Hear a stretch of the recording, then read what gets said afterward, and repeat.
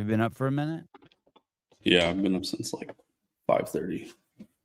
Oh shit. Leak in the Shadican. Wolf came in the house. No, my wife was getting up for work, so I'm just up too. You had to make her eggs and rub her back and make sure everything was right. I didn't do any of that. Oh. Just Honey, watched her get dressed, and then I said, "Have a good day at work. Love you." Oh, I love watching him get dressed. Does she stand in front of the dresser drawers when she does it? Oh yeah. And you know all the sounds, right? Like the snapping of the bras and the drawers opening, and Yeah. that shit's awesome, isn't it? It's pretty sweet. I know. God.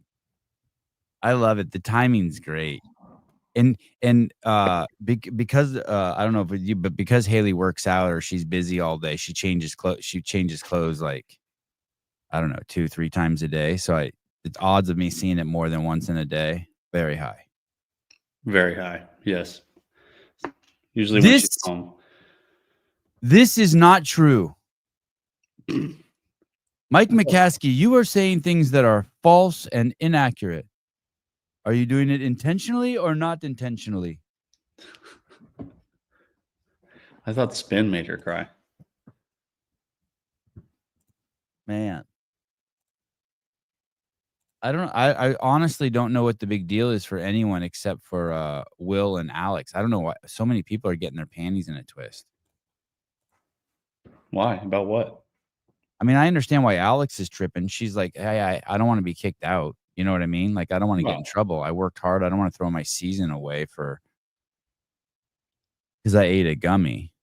And I understand why Will might be tripping because he wants to. Obviously, no one's intentionally trying to fuck the athletes, right? Well, isn't he trying to build like a very professional league too?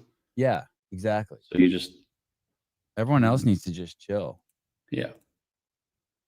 Just chill. Everyone chill. Just watch. Just chill. League of Extraordinarily High Athletes. Is that what he's doing? See you in 54 minutes. I just sent Alex. I think she's going to come on in 54 minutes. Dense Updates brought up some compelling evidence. Oh yeah, with the PDF. Yeah, that's brutal, right? By the way, that's how Greg's dad caught the NSCA National NSCA. Yeah, they in Discovery in the PDF, they found that the editor of the journal, he had erased it, but he had written at one point, and Greg's dad knew how to bring the old notes back up. It says, you must include an injury in the CrossFit study, even if there are none. No fucking way, dude. Can you imagine so bad? That and you're just like, wait, what? I'm sorry, what? That's wrong. This makes me feel things. Hello. I want to show you guys something. I ended up on this Instagram account. Someone sent me a link to it was a link to this Instagram account, and Chandler Smith was. Let me see if I can even actually find the. This is the account, and Chandler Smith was a guest on this podcast right here. Okay. Of this guy.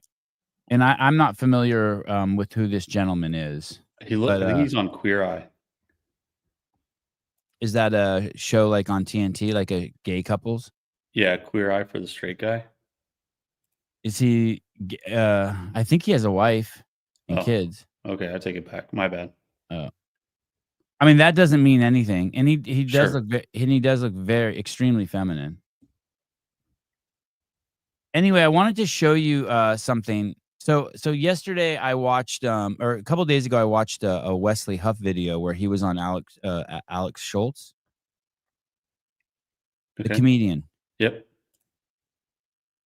And they talked and it was a 3-hour talk, and it was good, but it wasn't what it wasn't what I was interested in, but it was good. Basically, they talked about the historical evidence that Jesus existed. It was a lot of historical evidence. Like, we found his shoes over here. He said this here.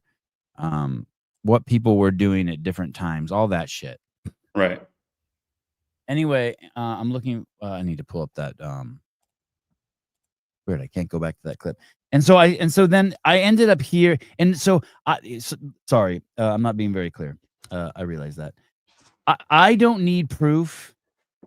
I think that it's a huge miss if you're proof that Jesus was here, that Jesus was the Son of God is like historical. Like you turn on the water, you put your hand underneath it and it's hot, and that's the belief you get. And like you know that. You're like, okay, there's water. I put my hand, I believe it's my hand. There's some things you're making the assumption of. You put it under there, you feel something, it burns your hand. You read a book about dinosaurs and you can decide whether they were here or not. You can read a book about Jesus and decide if he's here or not. Sure, if that's what you want to do. But the whole Son of Man part or Son of God part and the resurrection and all the miracles and shit, all the shit that, like, when I say miracles, just shit, magic tricks, like the David Blaine shit he did. Right. Loaves and fishes or whatever. Yeah, turning a couple fish into thousands of fish and a couple loaves of bread into thousands of loaves of bread. I think you are missing the whole point of God. If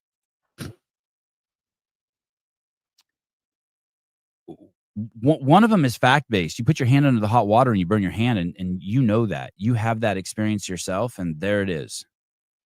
And for me, those are the things I'm mostly interested in. I'm mostly interested in the fact that yesterday, God brought me Caleb. And for me, that was proof that God exists. Maybe not for some of you guys, but I'm like, yeah, damn, I needed Caleb yesterday. And then Alex called in, great show. I needed that show. I needed a win. But for other people, they just like, I just got to read a book and listen to a pastor over and over and over until finally I'm just brainwashed. And I've had a lot of guests like that on the show. And for me, that's like reading a book about jiu-jitsu for 10 years and then saying you're a black belt because you know every move. You are not a fucking black belt. Right. You ain't shit. So I want to show you this clip, and I want to show you this is just some this is it. This is for better or for worse. And I'm not saying that you can't be interested in the historical journey of Jesus. Yeah, it's cool. You want to know where he was born, what kind of shoes he wore, where he met who said what to him. All of that shit's cool. Alex isn't coming. It's just clickbait. Bye. Yeah. Alex isn't coming. Don't even bother. You could just leave.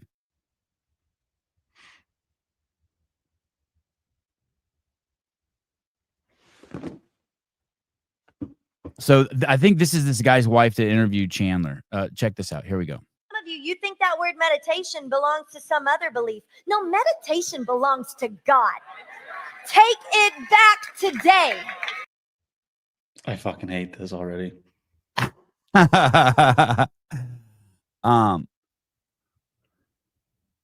So okay, we'll keep going. Here we go. Meditation belongs to God. David meditated on the faithfulness of God. He meditated on the nature of God. And you don't have to be in church to wake up on Monday and say, God, I meditate on who you are. You are Jehovah Jireh. You are my provider. God, you provided for me last month. And so I know that the bills on my desk, Lord, you're going to provide for me this month. Lord, you're going to lead me to the right job. You're going to lead me to the right relationships. God, I know who you are. Let me not think about those bills right now. Let me think about who you are. Let me think about who you say I am. So, meditation, this lady doesn't know what the word meditation means. And she just admitted there that she created God in her own image. So meditation is just is observing without reacting. It could be observing your thoughts. It could be observing sensations. Anyone can do it. You can just lay down somewhere and you can start observing, and you'll have an itch on your skin. And if you go over and scratch that itch, you fell out of meditation, and you catch yourself falling out of meditation, and you just go back into it again. It is nothing except observation without reaction. It is observation without reaction. If you are meditating on God, you are not meditating.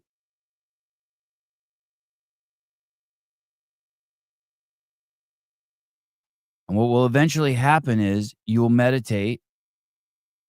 And as time goes, you'll cultivate more and more awareness through your meditation and more. And by awareness, meaning you'll be able to go longer and longer without reacting.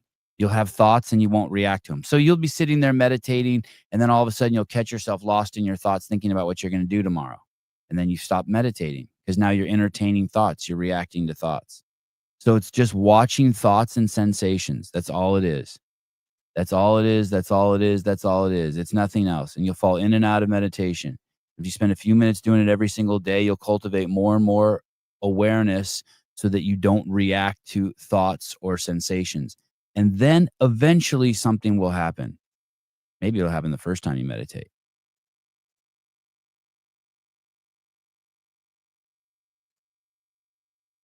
You'll sink into this position of someone who's the witness, the observer.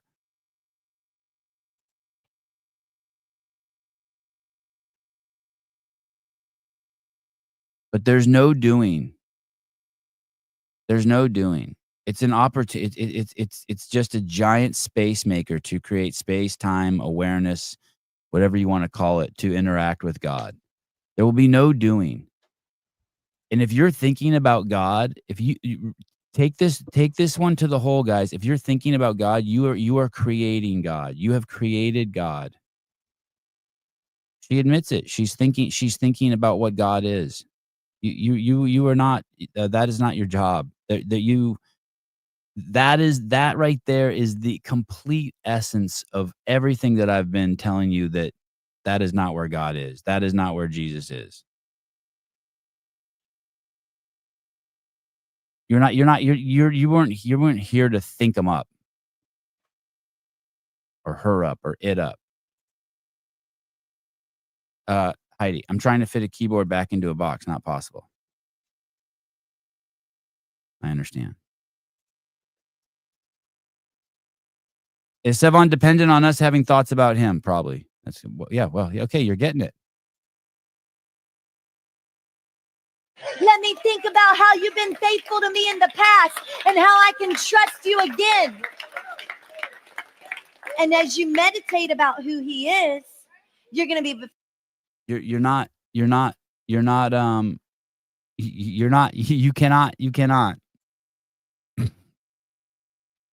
Hans, that's false. Thinking about God is not creating God if what you are thinking about aligns with him and his promises. There you go, guys. There it is. There it is. Just making shit up. That's just all, Hans, all you're doing is reacting. You're just reacting. What do you have to lose to try the other way, to not react? What do you have to lose?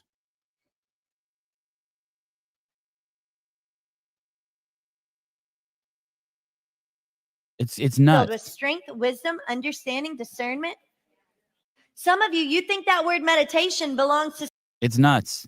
It's kind of sad that someone was explaining to me the other day that the way the Catholic Church works is they say that the difference between the Catholic Church and I guess just regular Christians is the Catholic Church says that to talk to God, you have to go through like their dude with the robe on. Right.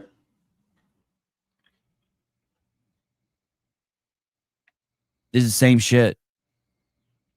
This is donate money to the church. This is the same shit.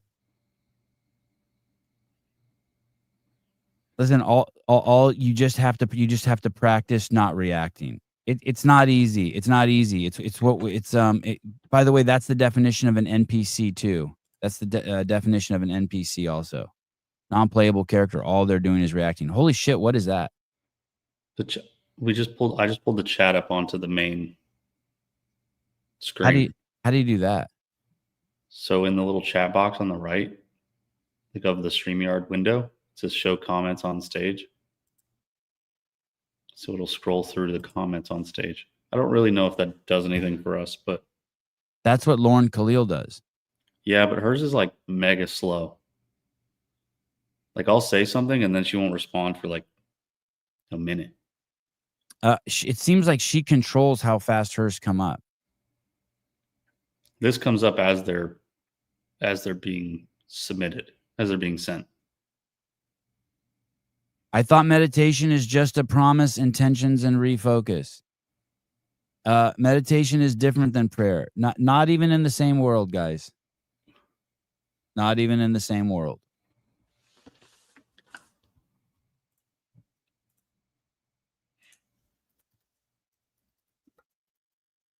I think it would probably look better on like a big screen.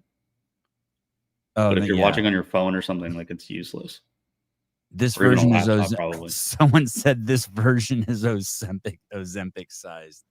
Hey, it's so easy if you want to try it. It's the easiest thing to do, but I mean, you will realize that the part is most people probably realize you're just NPCs very quickly. And it can be difficult to come to terms with that. But all you have to do is lie down, set a timer for a minute and lie down and don't react to anything. And then try it again in 5 minutes after that. And then try it again 10 minutes after that. The first time you do it, it'll be really easy because you'll be really on guard. But it's simply just awareness. Imagine not taking the time to imagine just wasting your time. I'll go with wasting. I wouldn't say wasting. Filling your time with prayer, devotionals, thinking about God, Pornhub. It's all guys, it's all the same. It's all the same shit unless you're not reacting. Why not just sit there and not react and create space for God? That's it. That's all you have to do. You don't have to make up some story. You don't have to make up shit. You don't have to react to anything. You will. Because doing no thing takes a lot of work. It's the only bit of willpower you have. That'll be a rude awakening for you too, when you realize that the only free will God gave you is to do nothing. Yesterday, I was trying to fast for 24 hours. Oh, yeah. We went to like Sam's Club and got a bunch of groceries and stuff. And then when I got home, I went to open the trunk of the car. And we had gotten this like salad with like strawberries and whatever. Is Sam's Club ghetto Costco? I thought Costco was ghetto. Oh, okay. So Costco's ghetto Sam's Club? That's what I think. Okay. I've only gone to Sam's Club, so I have no idea. But I always hear that Costco is just filled with a bunch of Indian people. So I imagine it just kind of... Hey, dude, they're the richest demographic. Yeah, sure. So you open the trunk and there's your fruit salad. There's my fruit salad. And then it like falls out onto the ground. And it kind of like spills some strawberries and blueberries on the ground. Yes. And I told myself all day, like I would like walk into the cupboard and I was like, oh shit, I'm supposed to be fasting today. All day I was doing this. And then this salad falls on the ground and then I just start picking up strawberries and eating them. And how long? Not even like thinking about it. How long before you realized, oh shit, I was fasting? Probably 3 more hours. Because that happened. At 3 hours after that, you didn't realize. Wow. Yeah. Wow. Because then my wife was making dinner and she was making guac, she was making guac and chips. Yeah. And she was like, here, try this. Because she always has me try it to make sure that the guac is like adequate. And I was like, I'm fasting. And then I was like getting mad at her for like wanting, I was like, you're going to fucking break up my fast. Yeah. And then I realized like after the fact, I was like, I fucked this up already for myself. Hey, 3 hours ago, I was eating strawberries and blueberries off the ground. Hey, I would say every other time I fast, that happens to me. Like I walk through the kitchen and there's like chopped cantaloupe or something on the counter and I reach over and grab it. Yeah. Not even thinking. Like there's no thought going on. I'm just like, oh yeah, food. Like I almost walked in the pantry and like picked up some like high ground beef chips. I was like, oh, this will be good for me. I was going to take a handful of them and smother them in honey. And then I was like, wait a minute. Hey, isn't that killer? I don't know if you remember, Paul Saladino said he was on a flight somewhere and he was with a guy and the guy was like 400 pounds. He was sitting next to the guy. And he told the story of how the guy told him when they got off the plane, the guy told him, he's like, well, shit, I don't eat any carbs. And he said he saw the guy eat like 7 scones. Like, you know how you get a scone? This guy asked for like 6 more every time He said, but he told Paul, like, he meant it 100%. Well, I don't eat carbs. And Paul said he saw him eat like 6 or 7 scones on a flight. So And I think that dude really does believe that. That's like what you're saying. Like, he doesn't even, like, that's how unconscious some people are. He doesn't even know. Yeah. I don't even know if that's denial. I think that's just like, you're just dumb. Like, you just don't, you're not. It's the Matrix though, at that point, right? You're just completely on autopilot. Yeah, for sure. For sure. That book that you got, the Ouspensky book, there's a point in there where he explains that we're mostly unconscious, and that what our brain does is it sews together our conscious moments seamlessly, so we don't panic during of how much of our life is unconscious. Yeah. It's like, we're tracking with everything that's going on just mentally, but we're not actually thinking about what's happening. What if you just, and I had this buddy, he was like the gnarliest stoner, like just always smoking. Okay. And actually he got into pills too. Nice. Cool. And he did it for like 10 years, and then he got married. Wow. And I remember thinking to myself, what's going to happen when he stops smoking weed and gets off the pills? Is he going to be like, just tripping who are out? you, bitch? Yeah. How did this happen? Do you know what I mean? Like, yeah. It's like if you get drunk, like super fucking hammered over the weekend in college, and then you wake up on Monday and you're like, some of that's a blur. What the fuck just happened? You're like, I sent a dick pic to fucking God, somebody, you know, like shit like that. You're like, what the fuck? Everyone should have their phone taken away. Yeah. Does he know what carbs are, or just unconscious? It's a great question too. That's crazy. Yeah, I think that there's a lot of people like that. They just go into they're in stupors and they don't even know. I'm never doing Murph again. 7-on-1, are you doing Murph? I don't know if never, but I don't prefer see myself. I don't see it in my future. You're not gonna do it on Monday? When I pray to God, and ask God, when's the next time I'm doing Murph? I got nothing. Well, I'll do it on Monday with my wife. Oh, you will? Yeah, it's Memorial Day. How will you do it? I don't know. I've probably done it most of the ways that people do it normally, where they'll mile, and then I've done it like 5 push-ups, 5 pull-ups, 5 push-ups, 15 air squats. I've done it straight through. I've done it 5, 10, 15. I've done it 10, 20, 30. Will you do it with a vest? Yeah, for sure. Oh my God, that would kill me. I've never done it with a vest, and I've only done it 5, 10, 15. And it was hard. It was so hard. It was so hard. Eventually, you just, like, you're probably like 30 minutes in. You're like, what the fuck? This sucks. Yeah. The problem is, Ken, come on, Savvy, I got an extra vest. The problem is I actually do push-ups. That's my problem. I actually do push-ups, I actually do pull-ups, and I actually do air squats. So that's a huge I'm like that one fucking guy that Hiller posted about.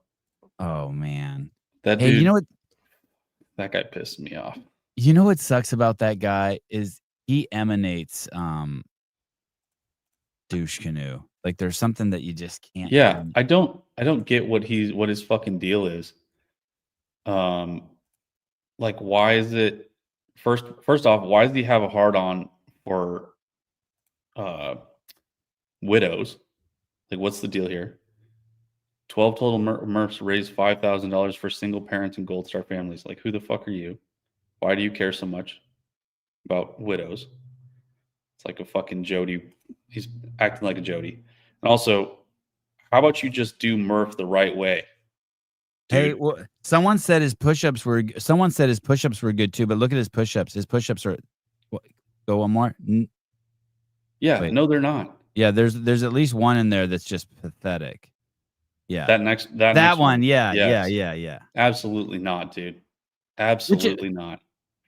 I don't care. I think it's cool that he's raising money. Who cares if he's I just think it's fucking weird. Really? What is his tie for this? I don't know. I just find this fucking weird. I don't like it. I don't like the way he presents himself. His hat, his shaving. I'm just something. I got some weird vibe from him. That's my whole thing. Yes. Nothing tangible. Do you know what a Jody is? No. A Jody is the dude that fucks your wife when you're deployed. Oh my God. Wow. That's what that is. Wow. That's in the Urban Dictionary? Yeah, for sure. I'll pull it up. Hey, is it usually another soldier that does it? It can be. A Jody. I want to show you a Jody in a second. A hypothetical man, often a sinister character who decided not to go to boot camp, that is doing your girlfriend's wife while you are on deployment overseas. There you go. That's Jody. Damn. Wow. These women, those women have no husbands anymore. Oh. Yeah, that sucks. Just, the vibe is weird, dude. I don't know what to tell you. The vibe's fucking weird. Sevon, have you seen this popular wave of sugar fast diet? No, but I like it. I don't think it's popular. I think one dude is doing it. Who's doing it? Mark Bell, isn't he? Oh man, Mark Bell's going through a Marcus Philly kind of phase. Yeah, he is. He's totally turned into Marcus Philly. See, here you go. I cannot believe how skinny he is. Military men love their dead pals' wives. See it time and time again. It's fucking weird, dude. Did Hunter railed his brother's wife? Hunter Biden. Oh, what? Really? When his brother died, he fucked the shit out of her. See what I'm talking about? It's fucking weird. I don't vibe with it. It sucks 100%. Don't get me wrong. But I do not like, it's fucking weird when people do that shit, especially when they're close to the people. I want to see. I didn't know what Mark Bell was doing, but I just can't believe he's so fucking shredded. Here it is. Right. Yeah. Sugar fruit juice. Oh, it's the opposite of what I thought it was. Maple syrup, sugar candy. If it's not above, it's not sugar fasting. It's a fast, not a diet. No protein, no fat, no starch. No way you can't lose weight. It's a fast, not a diet. So all he's consuming are those things: fruit juice, honey, maple syrup, sugar, and candy during a fast.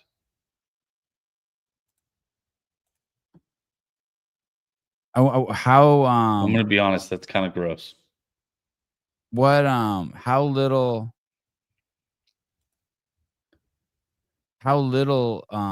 God, his body looks so painful. Doesn't it look like his skin could rip so easy? Like if I just pulled like it's like I could just pull his skin and it would just I could just rip it off him. No, I feel like there's a lot of excess skin. What are all those veins and stuff? I think the excess skin is just because he used to be so huge. I don't have any of those veins. Is that because I'm not that skinny? Would I look like that if I was that skinny? No, probably not. What's his caloric intake? Does anyone know? Like, how much is he eating? I knew an arm wrestler who just lived off of like basically Coke, and he was shredded. But he drank like 1 Coke a day. He sipped it all day. Oh, God. I thought you were saying like booger sugar. Coke. Oh no. What's the deal? Go back to another post.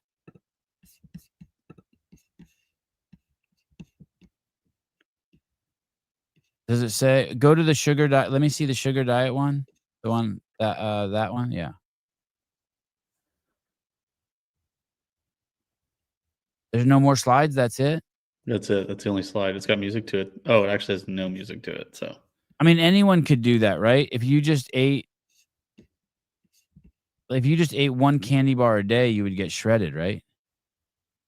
Just cut it up into pieces. Have a little bit every. Yeah, but I think a candy bar is not what he's considering candy. I think it has to be like saltwater taffy or Jolly Ranchers or Laffy Taffy, Nerds Rope, shit like that. I think that's what he means by sugar.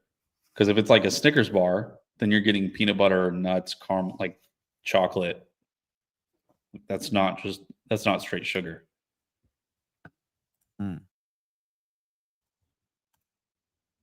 Maybe I'll try that. Maybe it's like the Matt Fraser diet. That sounds disgusting though, kind of.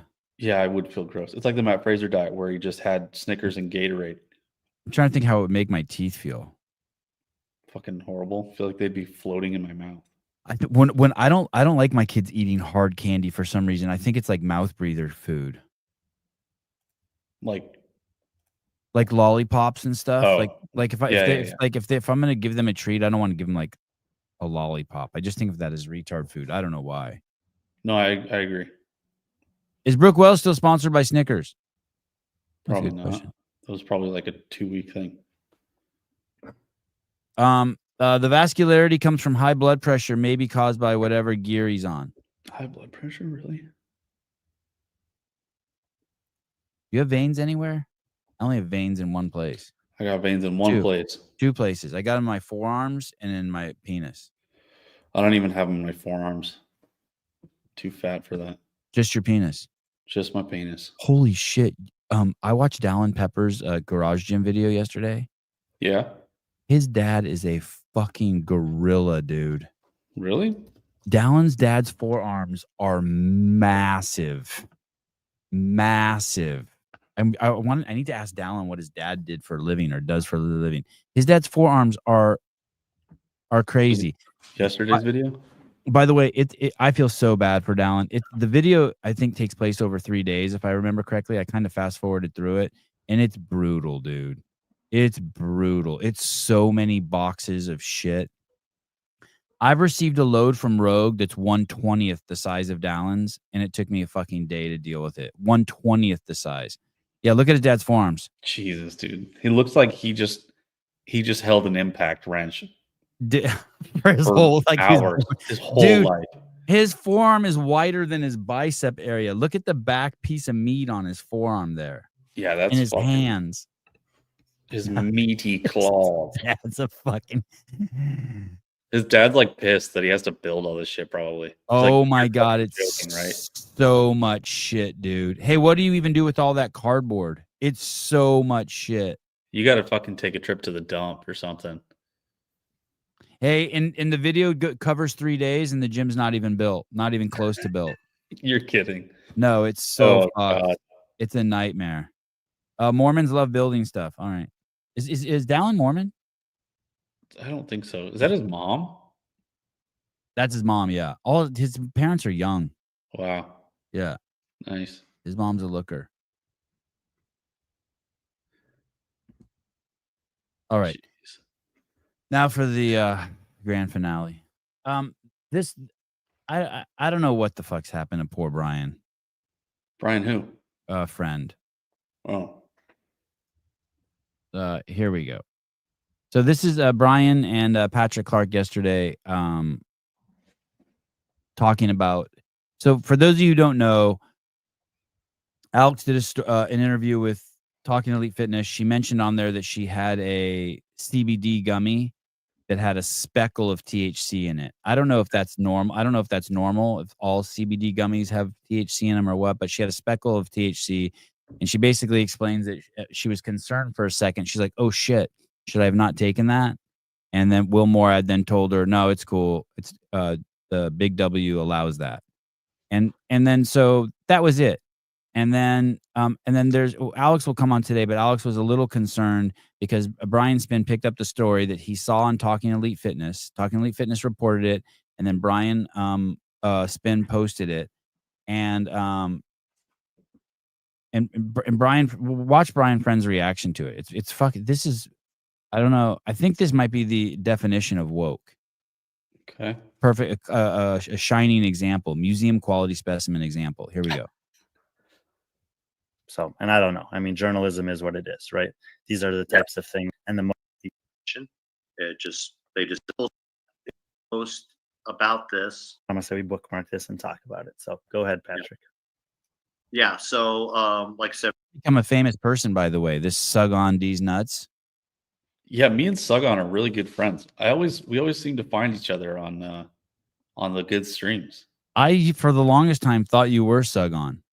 Oh, really? Yeah, and then I realized about a month ago, I realized you weren't. I comment as myself. I put it all out there, dog. No fear. Maybe a little fear.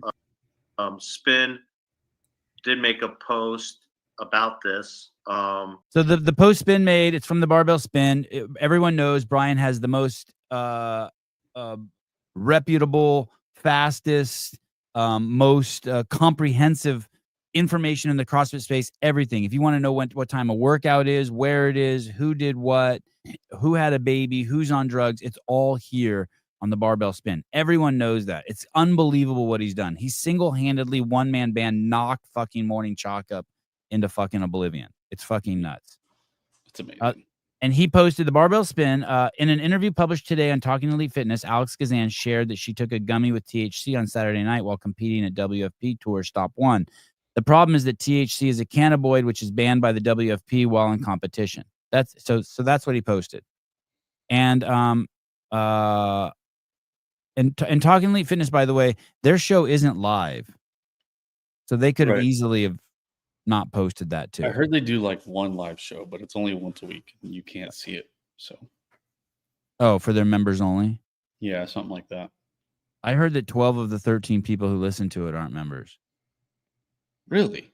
That's what I mean. That's just speculation. What I heard. Oh, that's so weird. And actually, there should be a press release going out soon regarding this. But yeah, I mean, I know Sevon, his live call-in show today. So what he's talking about, the WF, because I think Patrick Clark works at the Big W with Will Morad, and he said there should be a press release coming out soon, and there was a press release that came out, and I'll read that to you if we have time. That's cool. Okay, That's nice. Alex did call in, and she was. And that is actually cool of the Big W to talk about it, because I think Alex was bummed and scared, and so the Big W releases this press release saying no, everything's good. Yeah, which is that makes sense. It's good. Nice. Yeah, I like it. Was upset, but she did say that in her interview with Sevon that this is something Will told her that they implemented before the competition. And if you read the article, Spin does say that it does state in the rule book that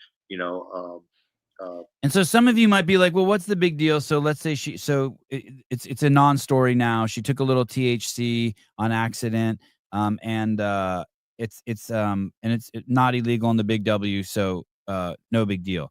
Well, the concern is that there is some precedent that if you admit to taking illegal substances, that you could get kicked out of the CrossFit Games, and she definitely doesn't want that to happen. So I think we'll ask Alex, but I think that's where her concern was like, oh shit, I said that on that show. And but there, I think even with the CrossFit rulebook, it says you can take THC, it just can't be in competition. But either way, you could understand Alex has every waking moment of her life is to be successful at her athletic career. She doesn't want it fucked up because she took some CBD that was laced with some THC. So she's, right. There was a guy that I was in school with. He was way ahead of me. So we all get piss tested every month at some point. And he got to like the very end of school. School's like a year long. The very end of it. And he gets pulled aside and he said, hey, you pop positive for a piss test back in like 9-10 months ago. Like, hey, what's up with that? Well, he then admitted he said, oh yeah, when I was home on break, I took CBD gummies or something like that. And then they kicked him out of the military. Holy shit. Deny. Caller, hi. That sucks. What's up, Eddie? Hey, I just wanted to call in quick because Barbell Spin addressed the point he was trying to make earlier yesterday. He went live for like 20 minutes. Yeah, I saw that. That was a great video too. Yeah, because that was my initial reaction to when I first saw it. is that the whole point is everyone's so hung up on the THC shit that they're missing the whole point. That if it was Brooke Wells who accidentally took it and then went crying to Dave Castro about it, and Dave goes, "Hey, don't worry about it, I nixed it," people would be fucking spinning their heads. Oh, and, like, yeah. screaming, like, Yeah. Oh, yeah. Hey, dude. So, like, that's the whole. It's the exact same thing. Yesterday, some guy fucking killed 2 Jews in a Jewish museum yelling "Free Palestine." Right? We'll never hear about it ever again. If that would have been a white person who killed 2 black people and said "kill niggers," we would be hearing about it for the next 10 years. And and they would have blamed the Republicans. But I guarantee you, the guy who killed the 2 Jews in the fucking Jewish museum yesterday and said "kill Jews," Democrat, 100%. Yeah, we live we live with assholes, dude. We live with assholes and retards. Yeah, it's retarded. Like if I were to go to like a movie theater and masturbate in public and get caught, no one bats an eye. But fucking Pee Wee Herman does it, and just because he hosts like a kids show, all of a sudden people's heads are spinning. Okay, listen, you motherfucker. Okay, I love you. Bye. Don't ever ruin my show again. Jesus Christ, dude. You fucking dickhead. Okay, let's go back to this. Oh God. My boy PC and my ex-boyfriend Brian Friend. Okay, here we go. CBD and THC is a banned substance, but Alex said that rule was changed, prior to the live competition. They just didn't update the rule book. But again, so there's no harm, no foul as far as the WFP is concerned. No harm, no foul on Alex Gazan. Well, the only thing that's fucked up that the WFP did is, according to what it looks like allegedly what's shown up now, Dense Updates is uncovered, is they said they changed the rule book, but they didn't. And she saw in their PDF that they didn't change the rule book until yesterday. Okay. So the only thing that's fucked up is the fact that other athletes who may have wanted to use THC in competition wouldn't have known it was legal because they didn't change the rule book. But whatever. It's like, I mean, it's like they don't even have a drug person. They're not a professional organization. They just have a laminating machine. I'm not even saying that to be a dick. It's okay. It's just a fuck up. It's okay. So they fucked up. Whatever. Yeah. Right. Okay. So now they have changed it, and Dent's caught them lying. It's kind of like a Brent Fikowski, Pat Vellner moment. Remember, like when we Pedro caught Brent lying about not meeting with CrossFit in Los Angeles. Wait, what? Yeah, it's kind of like that. I don't think did we? Yeah, they said that they changed the rule book, and then she's in March, and she catches them changing it yesterday. But whatever. Well, big Will, it's cool. Remember though, Will, you don't have to be a libtard. You could be a Republican and just be honest. You can just be honest. You don't have to like play politics. You can just be honest and walk around like this. I could teach you, Will. Come to me. Come to the light, Will. I think the question from I mean, I don't know how many comments are on there now. When I saw it originally, there was around 50, and there were already people. I think they were asking if there's harm and foul from barbell spin in some of the things that he's posted this week with regards to some of the athletes and the motive. No one's asking if there's harm or foul. Brian is asking if there's harm or foul. So here we go. Watch this fucking crazy manipulation. You are now going to see why Brian doesn't have any friends. Here we go. Behind that, and how helpful is it to post things like this. So now his premise is, how helpful is it to post things like this? So now he wants, because Spin knows, because Talking Elite Fitness, because Alex accidentally took some dope, because fucking Will Morad accidentally forgot to tell people it's okay to take dope, and because Talking Elite Fitness posted it, now somehow this is Spin's fault. Spin should be wondering whether he should post this or not. These are the mental gymnastics Brian's doing. So, and I don't know. I mean, journalism is what it is, right? These are the types of things that at this point you come to expect from him. And you've come to expect from Spin these types of things. What? Do you know that's the only, Brian, that's the only place we can go to find out what time the fucking Ecuadorian throwdown's happening next week. I mean, he posts, it's everything. He scours the fucking net looking for all things CrossFit. What things are you talking about?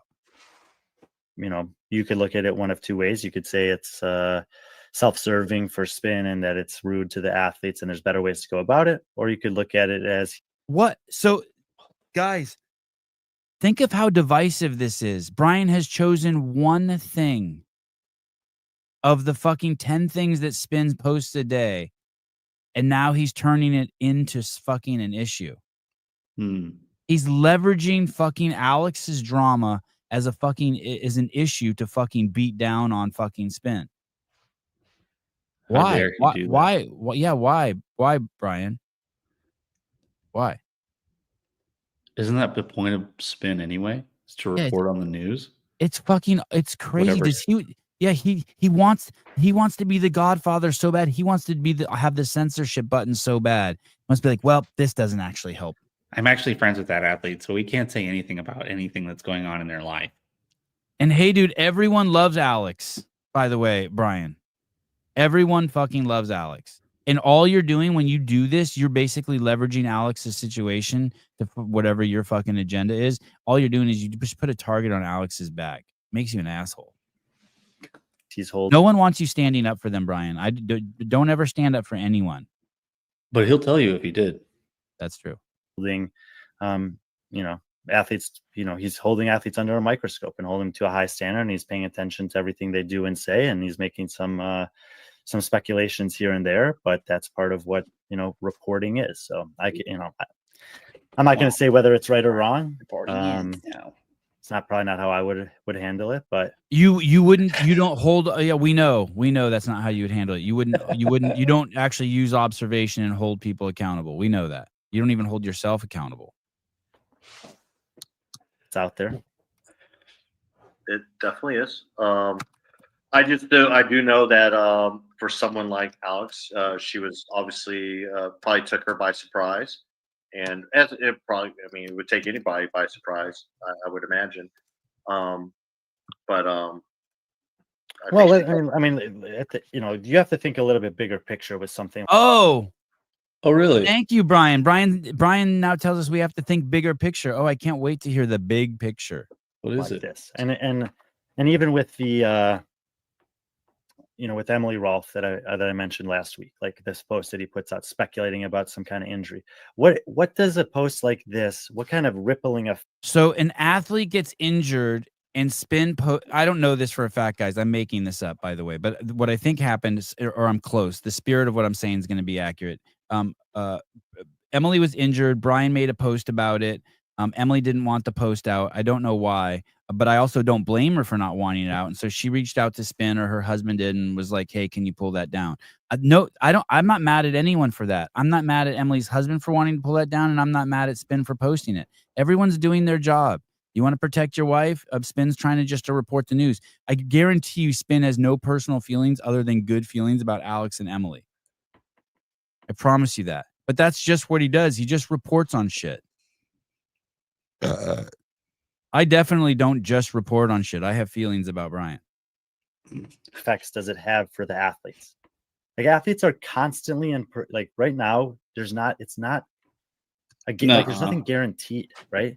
So they have to earn everything, including. So what Brian is saying is that before we report on the athletes, before we talk about they accidentally took a THC, before we talk about them injured, we should be talking about everything that they have to earn, because nothing is guaranteed. Hey, Brian, nothing is guaranteed for anybody, dude. Hey, you remind me of the people who used to work at CrossFit who thought like they somehow were going to have that job fucking forever, that they were owed that job fucking forever.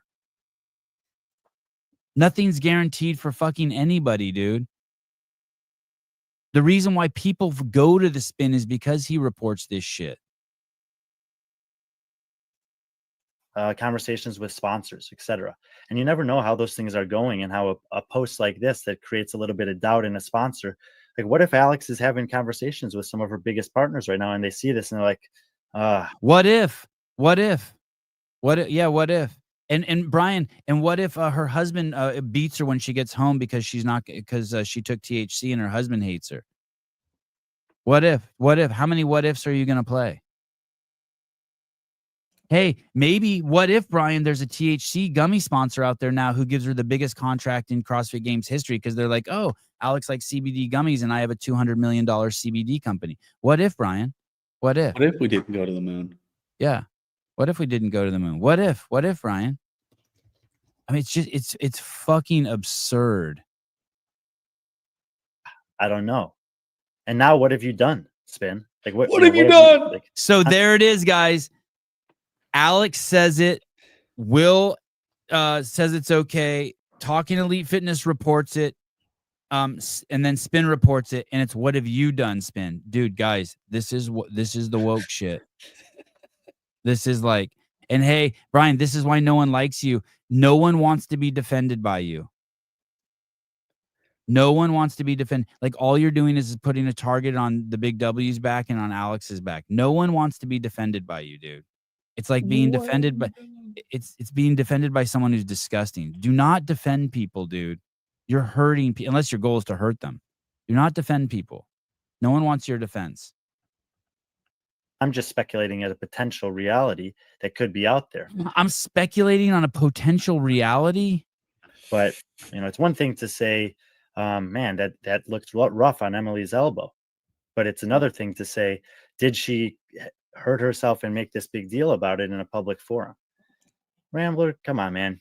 We've presented both sides of the conversation here, and we're presenting a very realistic perspective that exists for these athletes. Brian, when someone writes something on the screen, how is it Spin's fault? You have to read it. You can't just answer it. You're a fucking professional podcaster now. You can't just answer it. You're not fucking Taylor Self. You have to read it and then answer it. Is Rambler 2? What's Rambler 2? Is that same as Rambler 1?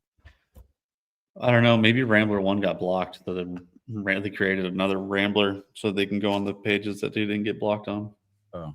That's good. That's good speculation. You're just speculating, of course. 100%, just speculating. But how dare I say something that may not be true, that the athlete didn't make a very big deal about? And we know who observing. Speculate. You are, by the way, and your point of view on these things, and it's fine. But there's been times that I've said things that those guys have called me out as potentially putting them in jeopardy of something, and I apologize to them for that. And so, these are. I have no idea what he's talking about there. Do you? No clue.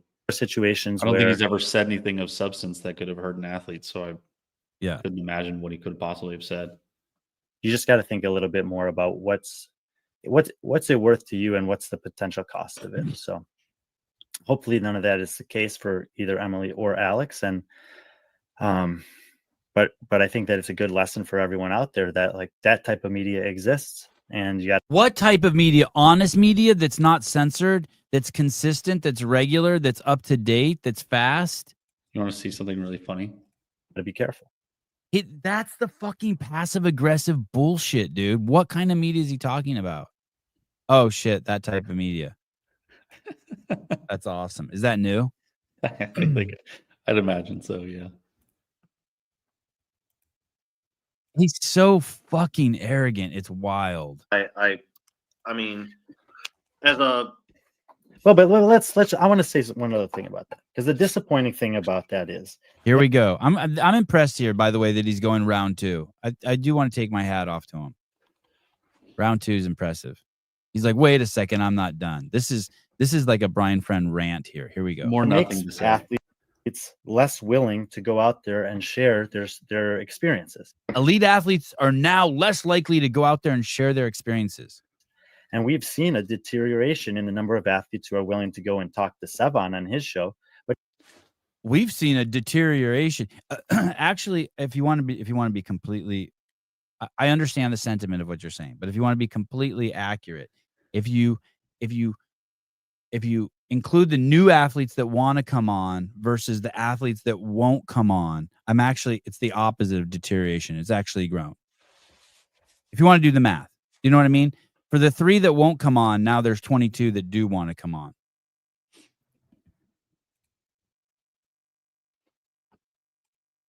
Deterioration. I'm trying to think who won't come on. Chandler Smith told me he won't come on.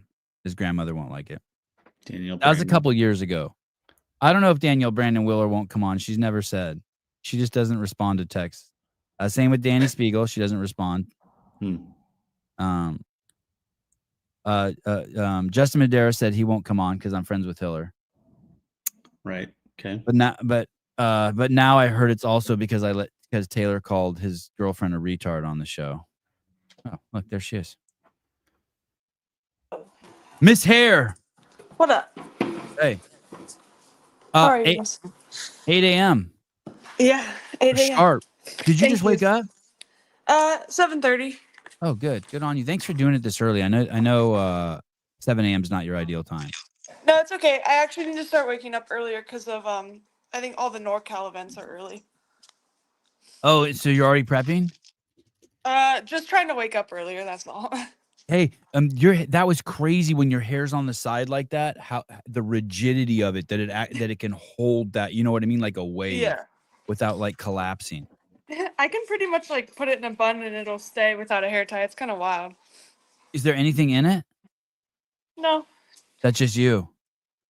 Yeah, just like half dreads, I guess. Hey, congratulations, 30 grand. Thank you. Yeah.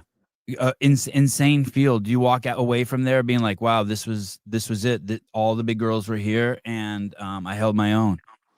Yeah, I'm gonna keep my dogs out so there's no like background noise. Shadow, Right. yeah, obviously like winning felt super nice, and then like you reflect on the field, and that's kind of what we've been trying to do for a couple years. So to like make it happen felt really good. And what was the mood when all those pipe hitters get into one place? I mean, that really doesn't happen anywhere besides the CrossFit Games in almost 20 years. And then you all show up there. What is the mood? Is it friendly? Is it tense? Is it? Yeah, I feel like we're all pretty friendly. There's not really any. Oh my gosh. Okay, I need to. I can't hear them, by the way. Yeah, but sometimes it catches, and I don't want to be annoying. Okay. Out, both of you. Shoot. Oh, good listeners.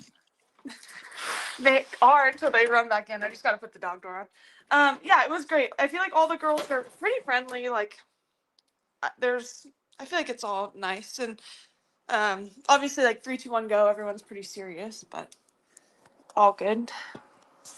I saw a video where I think it was the Buttery Bros video. I don't know. Actually, I probably have the clip, but it's Noah Olson talking about how there wasn't as much pressure on him, but it doesn't mean he's not going to try his hardest. Yeah. Well, yeah. Did you feel that? And what does that mean exactly? I know it's his words, but. I mean, I felt pressure there. I mean, maybe some people didn't take it that way, but I don't think there's any way you could line up competitors like us and not try. You know what I mean? Like, I think that once 3, 2, 1, go is on, no matter whether you're peaked or you trained the way you were supposed to, I think everyone's going to put their best foot forward. And I think if they maybe don't perform the way they want, maybe they can use that as like, oh, I didn't try. But I really think that everyone there is going to give it a go. Yeah. I'm trying to think of anyone. There was no one in the field who wasn't there unless they were injured, right? I mean, the only person I can think of that wasn't there was Gabby. And she was there, but she was wounded. Yeah, Gabby and Tia. But everyone else, for the most part, I think so. Obviously, there's a few great athletes I think that like maybe could be there if they like had a pro card or I don't know. But I feel like it was a great field. And when you saw the programming, did you know, Alex? Did you get your head wrapped around it pretty quick, where you were like, "Hey, I can do this"? Yeah, we saw the programming, and obviously there was a few like good home runs, and the goal though was to like show up and just not have any like catastrophic events because I usually tend to have 1 or 2 of those. And yeah, it was really nice. It was nice to show up and just like be able to stay just in the mix the whole time. And yeah, it was good. How are things with you and Kotler? How long have you been with Kotler now? It's been a long time. Yeah, it's been over 3 years now. And I would say like this is the closest that we've ever been. Like, I think we both know each other a lot better now, and like the communication's a lot better. And I mean, everyone knows like Justin's like super old school of a coach, right? Like he's not going to blow smoke up your ass, but he's super passionate and excited. And I think like for me, I've been able to communicate like, hey, like I don't need you to blow smoke up my ass, but I also need like a little bit more like encouragement rather than like negative reinforcement. You know what I mean? Um, and just being able to have those conversations and like I started working with a mindset coach Brett, who's also been a huge help in like facilitating that. Um, but yeah, we're like as close as ever. He's like family, and I feel it was really cool to share that together. When I say Cotler's your coach, he basically tells you what to do, meaning how to train, what movements to do, in what frequency, all the elements that make up programming that will make you better, faster, stronger. Yeah, he writes all my programming. And you show up and you do it. Yeah, for the most part. Every once in a while I'll be like, hey, I need to like change this, or I'm like really fucked up today. I need to like change that. But for the most part, yeah. I was kind of I saw Alex not Alex Alexis Raptis and her coach parted ways, Adam Rogers. I don't know if that's true or not. I don't think that's true. He was at I think he was at WFP. Oh, he was? Okay, good. I hope it's not true because I heard she went to Michigan and she's no longer training there, but I haven't dug into it. It was just like a fleeting thing. But their relationship always kind of blew me away. I was like, hey, that's the fucking secret right there. Trust. If the athlete really trusts the coach and the coach has obviously earned their trust, you could do some crazy stuff. And now you've been with Kotler 3 years, and I'm guessing the trust is getting pretty wild. Yeah, I think that's what's cool is like maybe like a year ago, if I was like, hey, like I need to like change this, his initial reaction was like, well, why? Like do you just not want to do it? Like kind of things like that. And now like I think he trusted if I say something, it's not out of being lazy or like wanting an easier route. It's more like, okay, like this is what's gonna be like best for me physically. And being able to have that I think is huge. And then just like the closeness, like it's fun. Like my first reaction after the last event was like, where's he at? Like I gotta like give him a thumbs up, and like it's almost like you're looking for like your dad to be proud of you kind of thing. Hey, that's a great litmus test. Just an accidental one. You finish the workout, and who are you looking for first? If you're looking for your coach, that's a good sign. Yeah. And Alex, it's funny the way you said that too, that he trusts you. I always thought of it as the trust having to go the other way, that the athlete has to trust the coach. But you're right. I didn't think of it the way you said it. The coach has to trust the athlete too. Yeah. Like that's huge. Yeah. Are how are you as a performer, as an athlete right now? Are you best Alex Gazan's ever been? I think so. I mean, I feel like WFP kind of like pointed me in that direction, and all the holes I think that have kept me from being the athlete that Justin always like describes me as are getting smaller. And yeah, still a lot of work to do, but I think we're on the right direction. The only one that I can think of, the most common one, and you would make light of it and joke around about it, was the snatch. You're like, man, I got to get my snatch better. Got to get my snatch better. And how is that one going? It's going really great. I think we found a few like cues and like, I guess just not programs, but like just cues and things to think about and complexes. And I feel like it's going so much better. Yeah. And the numbers are showing it. The workouts that have snatch in it shows it. Isabel shows it. Yeah. Like I think like Spin was saying how Isabel would like keep me out of the games, I think, online. And I am really, really excited to prove him wrong. Awesome. Yeah. Yeah. That's 185 right there. Yeah. Yeah, you look good, man. Thank you. Where is that? What gym is that? That's at the gym I train at, Camp Rhino. Oh, Kotler looks good too. Did Kotler lose weight and get all lean and mean?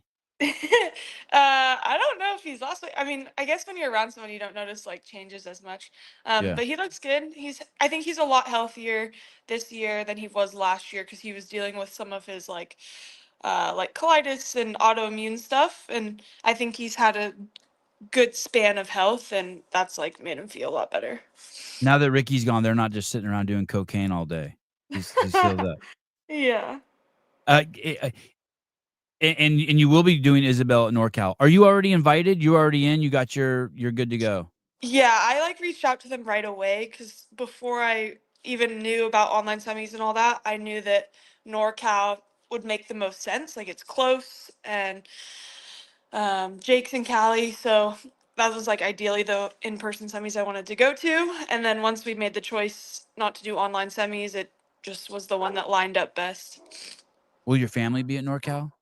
No, I wish. It's kind of hard for my mom because she's single mom and working, and to take days off work is tough, especially with my brother. So they won't be there, but Jake will be, and Justin and his family will be there. So that will be fun.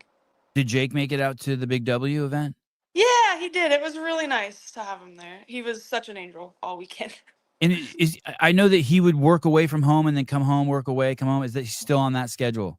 Yeah, so he's in Cali. I think he's actually driving here tonight, which will be exciting for a day or two.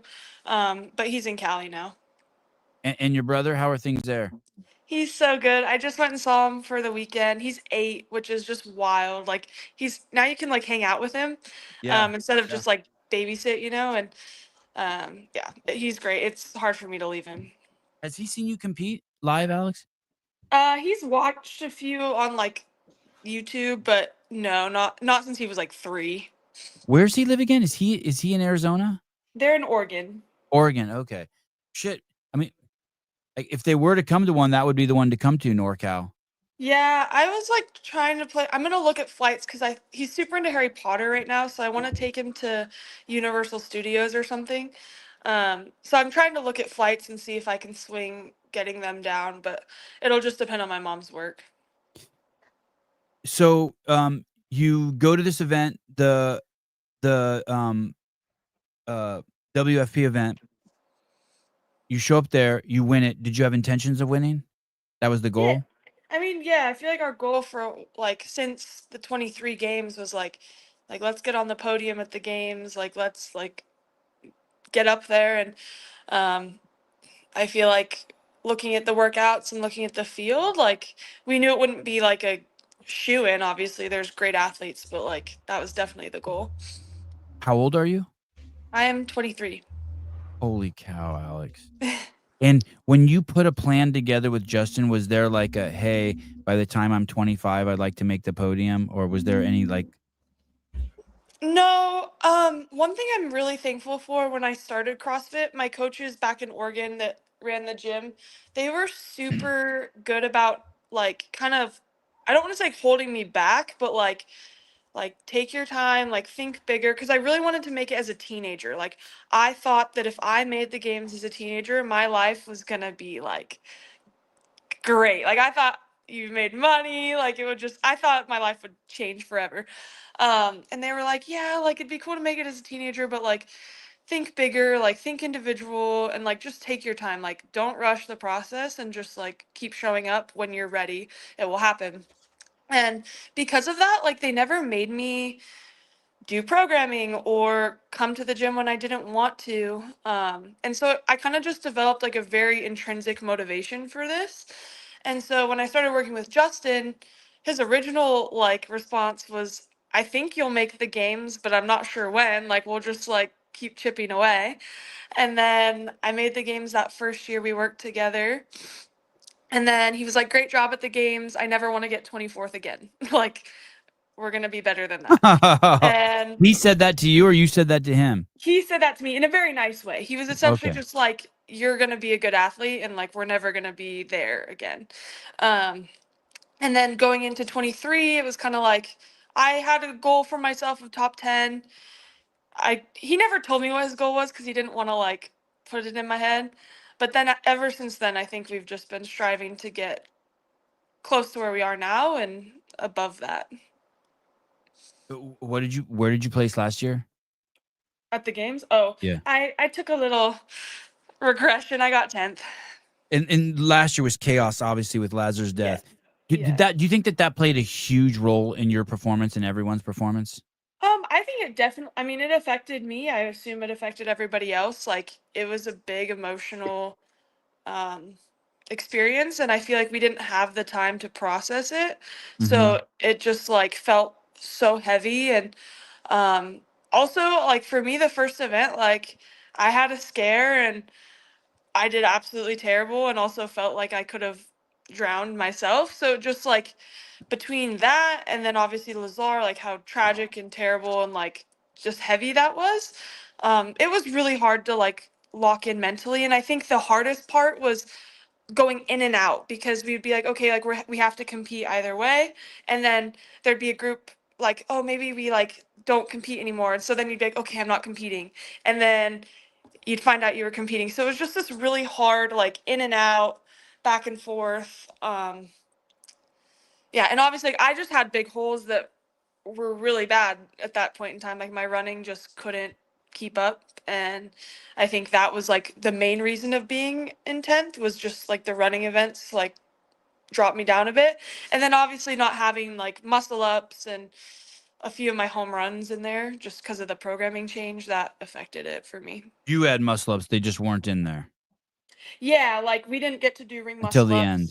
No, we didn't. We had like a few bar muscle ups, but we didn't have ring muscle ups at all. There was just a few things, obviously, that we didn't get to test. Tell me about your scare. You're saying in the water, you got disoriented and you're like, oh shit, this is getting serious. Yeah. So I got in the water swimming. I just remember like I couldn't see anything. Like I looked up and like the sun. Sorry, really quick. You would just run a mile very fast, and then you It was get it. 3.5. 3 miles. Okay, so you run 3 Yeah. miles really fast with a herd of athletes who are super intense, and then you get in the water. Yeah, you get in the water and you start swimming. And when I like, spotting is really tough too if you're not like naturally like a great swimmer, because when you stick your head out of the water, your lower half sinks, so you kind of kill your momentum. So you don't want to do it that often. But when you spot, like you couldn't see anything. Like the goggles that they gave us, the sun reflected off of them, and I literally couldn't tell you which way was north. And the south. sun was coming up right at you. Correct? Yeah. Okay. And It's like I at was 7 in the gassed. morning or 6 in the morning. Yeah, and Yep. I was gassed, like feeling it.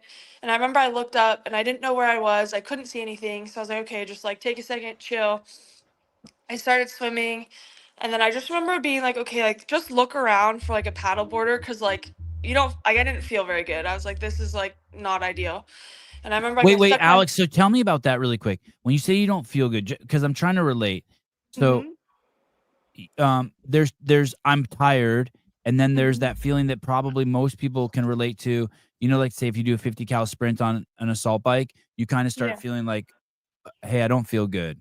Like I feel sick. Was it like that? You're like, oh shit, I don't feel good. Like I'm getting a little dizzy and I don't feel like myself. Yeah, I don't think it was quite like the assault bike. I think it was a mix of like starting to feel tired like that, but then more so like a little bit of the panic of like, if you're tired in the gym, you just take a break. If you're tired in the middle of a lake, what am I going to do? What's the plan? Yeah. Yeah. So I think that started to creep You can't stand there. You can't stand where you're at. No. Okay. No. So I started to look around like, hey, like, where is a paddle boarder? Like, just in case, like more for peace of mind than anything else. And I couldn't see one. So then I went into like full panic mode. Like, you're going to have to reel it back and just swim at a pace you know you can swim forever, because I couldn't see anyone and I didn't even know where I was swimming. So it was kind of just scary. And is it also like, hey, this is event 1. I'm freaking out a little bit. I want to know where the paddle boarder is so I can push as hard as I can. Oh fuck, if I don't know where they are. I can't push as hard as I can. Am I starting the weekend off in a fucking hole? Is it that much shit going on?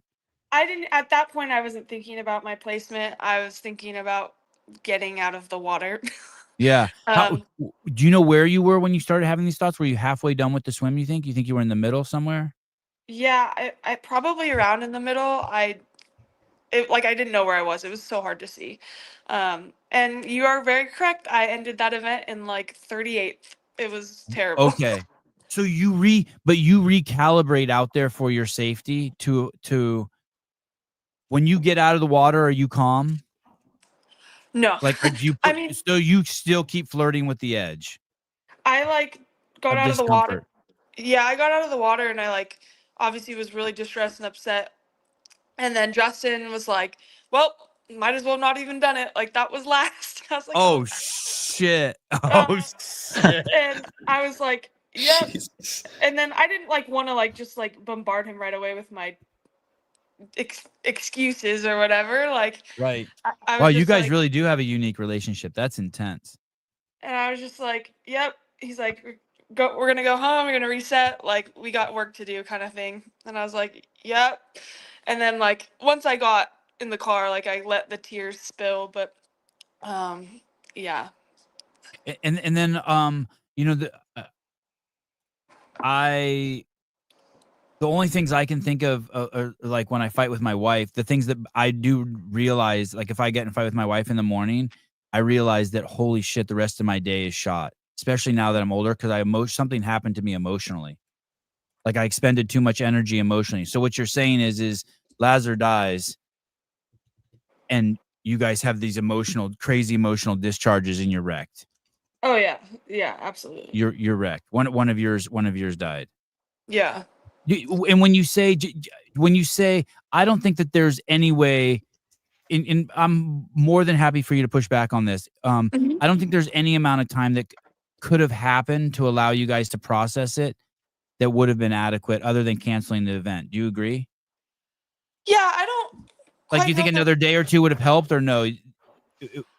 I think personally, like, because we had a little meeting that night just to like kind of go over different ideas and stuff.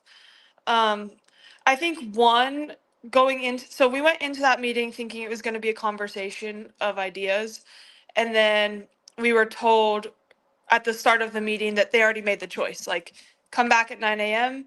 This is what's happening. We're competing. So I think right away everyone was already kind of pissy because when you go in thinking you're going to have a like back and forth conversation, but then you're just told what to do, you're like, oh, wait, that's not what I thought we were doing. And then people started like chirping up, explaining like, hey, like we want to talk. Like, a lot of us don't want to compete. So we started bouncing around ideas. We broke out into groups, and I think one of the ideas that resonated with me, it didn't happen, but one that I liked and I think would have felt really good with was taking away the prize money and splitting it amongst all the individual athletes. Like everyone goes home with the same prize purse. We show up, it's like an exhibition. We do what we can. We're there for the community. Like the show goes on, but just not for the title anymore, if that makes sense. Um, and then like include the people that are there if they want to work out with us, like just make it a community event. That was what I would have hoped, but obviously that didn't happen. And for me, like my family was there and everyone was there, In and hindsight, do you still like that idea? yeah, I In do. I hindsight, mean, okay. I respect what happened, and like it obviously continued and it was fine. But I still think that idea would have been cool.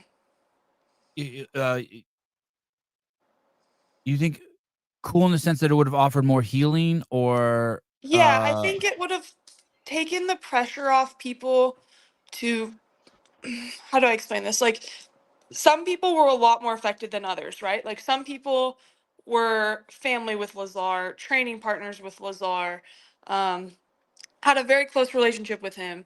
Some people didn't know him at all and, like, maybe had a little bit of empathy or sympathy, but could give two shits of how it affected their personal life. Does that make sense? right, sure. So like then you're competing with someone that's at like 50% against someone that's at like 90%. And like to me that's like okay, like sure, like people are going to give their best when they try, but like if I am competing, like I want to compete against people at their best. I don't want to compete against people that are barely hanging on by a thread, you know? So I think it would have just provided like that community aspect that everyone loves about CrossFit, right? Like that's like kind of what made the sport so great. Because we could have kept going, like do the workouts, like show off all the hard work we've done, but just kind of take out that like expectation that this is the fittest on earth this year, you know? But once you decide it's a competition, then that's what it is, and that's what it was. Everyone was fighting to win once it was deemed a competition. I wonder if it would have been better if they wouldn't have if they wouldn't have said, hey, let's make it a discussion. If they would have just said, hey, this is what it is, you can continue or not continue, it's up to you. And whether it was a good thing or bad thing, at least then what I'm hearing from you is that some clarity was what was most needed. I think that would have been better because, like I said, for me, I was like, after the first event, once we found out, you almost like your body checks out. Like I was like, okay, we're not competing. Like I'm done competing. And then it was like, oh, like we might compete. And then so you're like, oh, okay. And then, oh, we're not going to compete. So it's like mentally, I think the hardest part of competing is locking in. Like, oh, you're doing hard things and you're going to do hard things for 48 hours or however long. Yeah. But when you like pull out of that, it's really hard to go back in. So I think almost having that relief of like, okay, I'm not about to do these hard things. And then just kidding. Like it was really tough. There was a good comment in here from Brandon. God, Kotler has made her into a savage. I love it. That's a crazy line. We might as well have not done this. He is a savage. Alex, let me ask you this about the World Fitness Project. Mm-hmm. They have this tagline, for the athletes, by the athletes. And I'm like a hardcore capitalist. And like I'm thinking to myself, if the athlete should bring something to market, right? And then so people can purchase it, right? So people know who you are. You share who you are on your Instagram. They see your athletic capacity. For whatever reasons, whether that inspires people, they like looking at human performance, whatever it is, you're bringing something to market for them, and then they in turn can rally behind you, right? If they want a piece of what you are, right? Like this is the hair product she uses. These are the days she works out. They can learn things from you. They can glean things from you, and then they can pay the tickets to go see you compete at the games. Mm-hmm. And I know you're just just an athlete there. You're not the owner of it. But does any part of that seem backwards to you?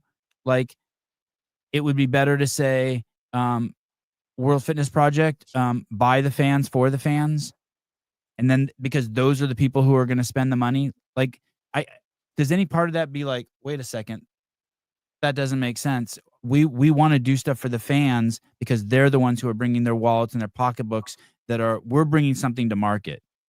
Yeah. Like if I was, do you know what I mean? Like if I was selling something, I wouldn't make something for my coworkers. I would make something for the person who wants to purchase it. Yeah. I mean, I think that makes sense from a marketing perspective, but I also think like their hope, this is just kind of like a speculation, is that like, yeah. when I like went and spectated the games the first couple times, I had no concept or idea of like any politics involved in CrossFit. Like I didn't even really know. I didn't know anything other than these athletes are amazing and like I want to be like them. Yeah. And I think like that their hope is kind of like getting competitions for us in a place where like that can be showcased. Kind of like you have the shows on Netflix, like the Formula 1 and all these things. And like that brings a following when you like get to know the athletes and see them all the time, like more than once. And I think the idea is that if like they build these really awesome spectacles where we're competing and it's exciting, that it will slowly start to grow. Like I said, I'm not a marketing person, so No, I agree. I'm with you on that page. All those things. I think that more intimate looks at the athletes is great and the spectacle should be great. But I think we're agreeing that those things are for the fans. Yeah, they are for the fans. So maybe that slogan could be off-putting. I never thought of it that way. Okay. I've just like, I think I don't know. I didn't think that deep into it. Like I like the thought of like, hey, we have, just so you know, at the World Fitness Project, Alex Gazan's going to be in lane 9 and you can line up there right next to her. Mm-hmm. And then I'd be like, oh shit, okay. You know what I mean? Like you will be, if you're a douchebag, you could reach out and touch her and stop her from running by. I'll be like, all right, I'm going. Yeah. Alex has pretty eyes. She needs an eyewear sponsor. Oh, like sunglasses? I think. Why would you want to put anything to cover her eyes? To cover her beautiful eyes. That's stupid. Oh, Fergie. I also think that that umbrella's sunglasses for me. So you go on Talking Elite Fitness. Yeah. All right. Are we diving in? Yeah, let's dive in. All right. That wrecked me yesterday when you started when you got emotional on the show. I did not let you. You made me emotional. I was like, oh no.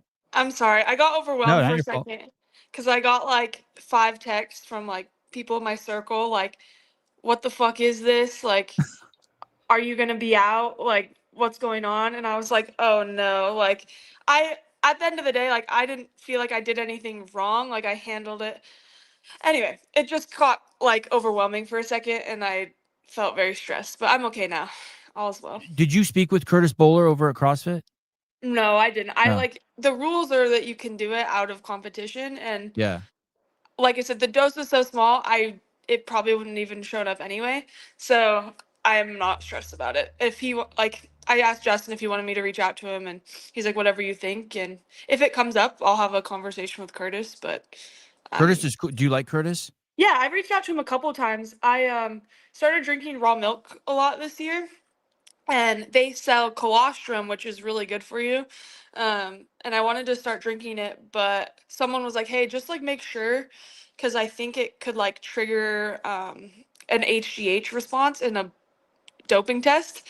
So I reached out to him, and he was like, "Yeah, you can." And I was like, "Okay." So we've chat. You Like, I'll ask. can or can't. You can't. Like, I don't know if it's like You can't drink colostrum. No, I think it triggers. Colostrum's like right before a woman breastfeeds. There's like a pre-fluid that comes out, right? Yeah, that's why I wanted to drink it, because it's like magic. It's really good.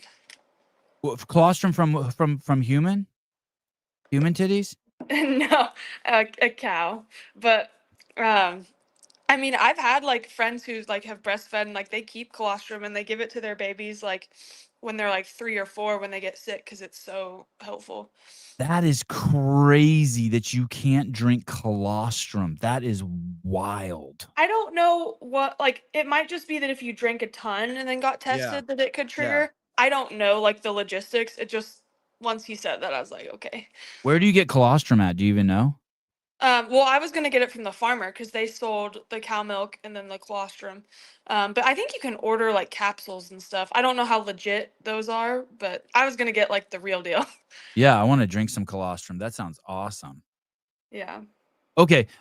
So you're and you don't smoke weed. Like it's not part of. You don't do dope. No. You don't do any drugs. No. You do caffeine. Literally on the last day of a competition. Otherwise, no. You don't drink. You don't do a pre-workout every day. Mm-mm. You're squeaky clean. I just don't. I don't know. I never got into coffee, and I have like anxiety sometimes, so I feel like caffeine doesn't help. Yeah, very well said. Okay, so you show up to the Big W event. You're have day 1. When does this gummy thing show up on the scene? Day 2. So I slept actually really great on Friday night, which was awesome. Like that's a blessing in a competition. That doesn't happen very much. Yeah. But then Saturday night rolls around. Which hotel? The what was it called? Like the Spring Hill Suites, whatever the athlete hotel was. Sponsor, Spring Hill Suites sponsor. I can't believe even me. I slept well there. Okay, go on. Yeah, I slept good, and then so Saturday rolled around.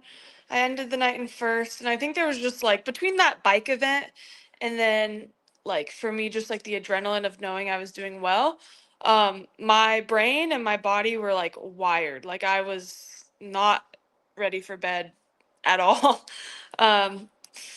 And so I was like staying up, and then at like 10:30 rolled around, and I got that like wave of tired where you're like, okay, like I think I could go to sleep. So we turn off the lights, and as soon as the lights are off, I was like, well, all right, like my brain's very much awake. And so I kind of laid there. So I take these gummies actually a lot at home, like just throughout, like if I can't sleep, I'll take them. And after about an hour, I was like, oh, like maybe I'll take one, but I didn't want to because sometimes like if they don't work, then I'm like tired and kind of groggy. So I just like, it's like, oh, just wait. I woke Jake up to go get me like Tylenol because I had started my period and I didn't feel very good. So he like got up, got me that, and I was like, hey, When maybe you I'll say you feel started better. your period, like you were actually bleeding, or no? Yeah. Like flowing. At the event. Yeah. God, being a girl is a lot of fucking work. Holy shit. It's not Holy fun. shit. I want to hear that too, but we'll come back to that. Okay. Yeah, that's fine. Yeah, it's not fun. So he like I said, he was an angel. Like he woke up in the middle of the night, went and got me Tylenol from the lobby. Then I was like, okay, maybe this will like make me go to sleep. Like I like can put my cramps at ease, whatever. A couple hours later, still awake. So I was like, fuck it. Like I'm just gonna take one because at this point, like I need to go to sleep. Um, didn't work. 4 a.m. rolled around. I'm like still very much awake. Holy So shit. yeah. I mean, that's really the story is like it's a CBD gummy. I take them sometimes to sleep. And yeah, it has microdose THC in it, which is a big deal, I guess. What does that mean, microdose THC? It's like it's not a So like THC gummy, but it's just residual in there, or so CBD, like when they extract it from the plants and stuff, like it has a very small amount of THC. Like it doesn't come without it. When you okay. get like a THC free CBD, they like extract it out. And I guess without like a little bit of it, it doesn't work the way it's like meant to. Like it doesn't activate. Okay. And so I guess like if you went to a weed store and you wanted to get high, like the gummies there are like 15 milligrams or more. Like, and a microdose is like 2.5 or less. Okay. Oh, good. Yeah. I like it. Numbers are good. Okay. So it's a CBD gummy, and you just take one. Yeah. And had you ever taken one before at a competition or been drug tested by CrossFit or anything while you were taking those? I've taken them, I think, before. I mean, I've been drug tested very much outside of competition when I've taken them, but And like, they've never said anything to you. You never popped. no. And what about at semifinals or the games? Had you taken them there? I don't remember. Maybe Because you I've were just tested at never. West Coast. You were tested at West Yeah. Coast, right? Yeah. Yeah, I've been tested like a million times. Okay. Okay. Yeah. So like Okay. I just didn't even really think much of it. But then like I remembered like in competition, like the test rules are different. And that I think that's like something I wanted to clear up was I went to Will after I won because hey, like I'm a super transparent person and that's kind of what got me into this mess. But I just was like, hey, like I want you to know, like I took this and if it pops, like if for some reason like THC shows up, like I just want you aware, like whatever you have to do, like I understand, but I took it. And that's when he's like, oh no, don't worry about it. Like our policy is not that. Like, and I think people were freaking out because they're like, oh, like he changed it for Alex or it was sus. And I think they literally just didn't change the paperwork, which yes, that's like a mistake. But So he you're didn't. carrying your check in your hand, and you're like, "Will, thanks for the 30 grand." By the way, dude, last night, No. It slept was like shit. no, it was before that. I just was Oh, like, hey, I just want to like tell you this because like I did it and like whatever. But they've had that policy. They've decided on that policy for a long time. They just didn't update it, I guess, is what it looks like. if let's say one of your fellow competitors was, maybe this is a question for Will. Let's say someone had taken like 50 milligrams of a Hmm. gummy, and they tested positive. They wouldn't even test positive because that's not something that the Big W even tests for. Yeah, that's what my understanding is like so they work with Drug Free Sport, which is the same company that CrossFit has been using for drug testing. Yeah. And they asked them when they like created their policy and their testing protocols, hey, like do you want us to test for this? And they said no, we don't care. So Okay. like and that's I think it's important to understand is like that's been the case the whole time. It was on them to not update their rule book, but it's I think not he like said since March. I think Mhm. they released a press release and it said it's been their policy since March. Yeah, so I like yes, it was a mistake to not have it updated in the rule book prior, but I think like there was a lot of like talk of like oh, it was like special treatment or like oh, he just does what he wants when he wants it and like no, like sometimes people just make mistakes and they just forgot to update the rule book and I Yeah. think yeah. They wouldn't that would have happened to anyone. There's also people who are saying that there's people who are just saying that because they want to hate on Will's event, and that's not true at all. If this would have happened, let's say imagine if it was Dave Mhm. and you. Let's say you would have said to Dave and Dave said, "Oh no, it's not a big deal. We don't test for the games." people would be saying the same thing about Dave. Oh, Dave's just trying to protect Alex because she's the future of the sport. So Yeah. I just hope that people know that. I know a lot of people want to say it's just hating on Will's event because it's new and people are hating on it. It's not that at all. I think where I get annoyed, and like this has been something I've like really been having a struggle bus time with, like just in the space of podcasters and analysts, is like there just seems to be, and like I know that's the nature of what a lot of people do, but there just seems to be so much jumping to conclusions before like asking for even just a little bit of information. And then, oh yeah, it's just frustrating. Like all this maybe could have been simplified by like Will and someone else talking, or like if Spin would have just asked me a question, like I could have been like, hey, like it was clarified, it wasn't this like big scandal. I don't know. It just, I think it gets a lot blown out of proportion quickly. Yeah. I like that part. He did reach out to Will with three questions. I don't know if he did reach out to you. No. No, okay. So Spin did not.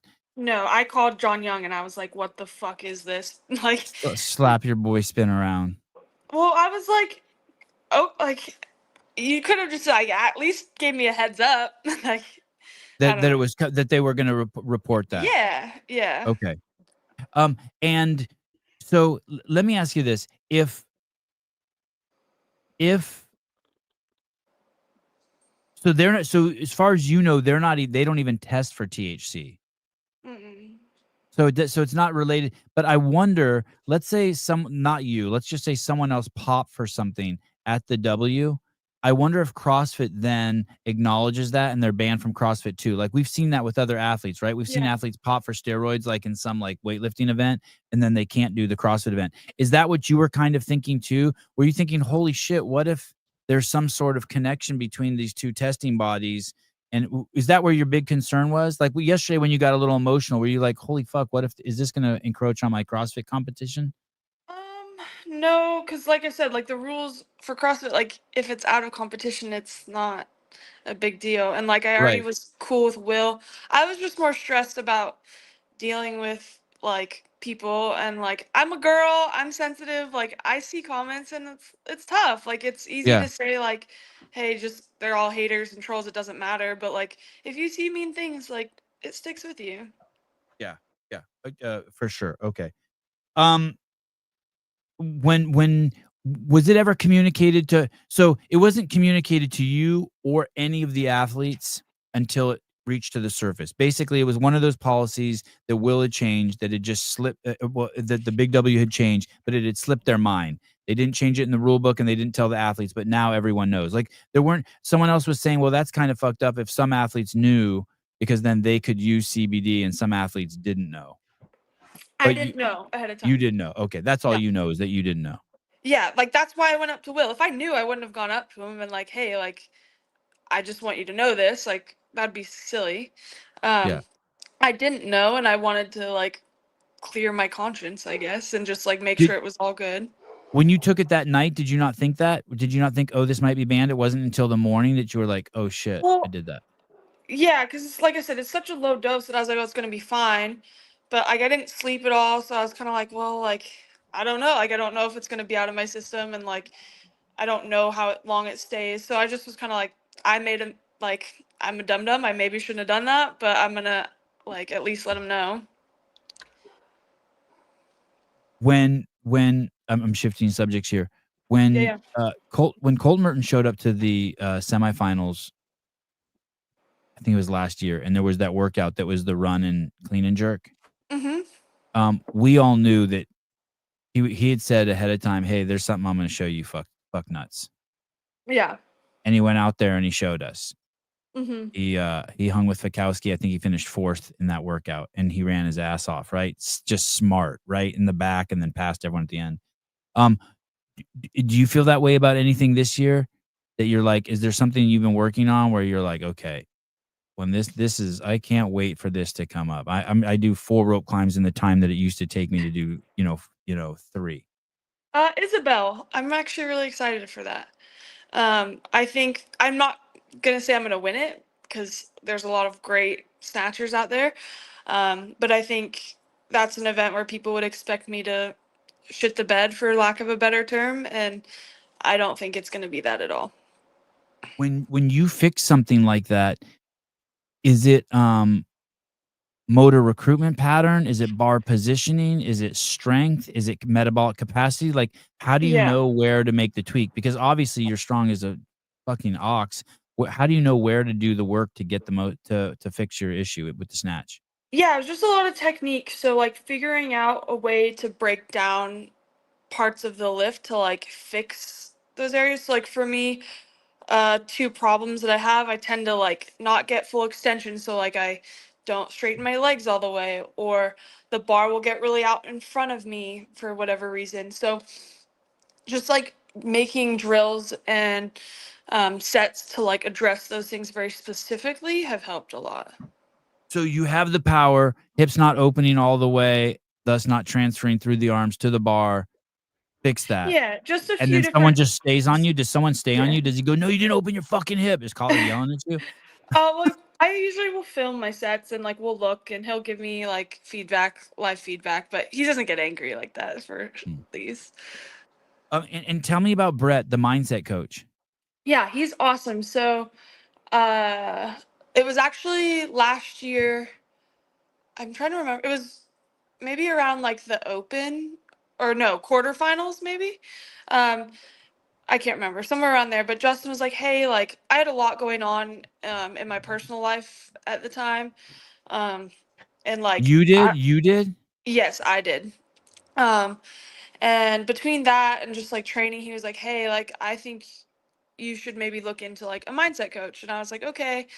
And he had a couple ideas, and the first thing like a couple of the other people had asked was like, "Okay, like let's talk money," before we even talked about like their service. And it was kind of just like off-putting, and um coming from like, I'd say like I'm a pretty mature person, and with my faith, like I've never really understood or bought into the mindset coaching thing. Like I was like, I'll read my Bible and like stick to my virtues and I'm gonna be fine.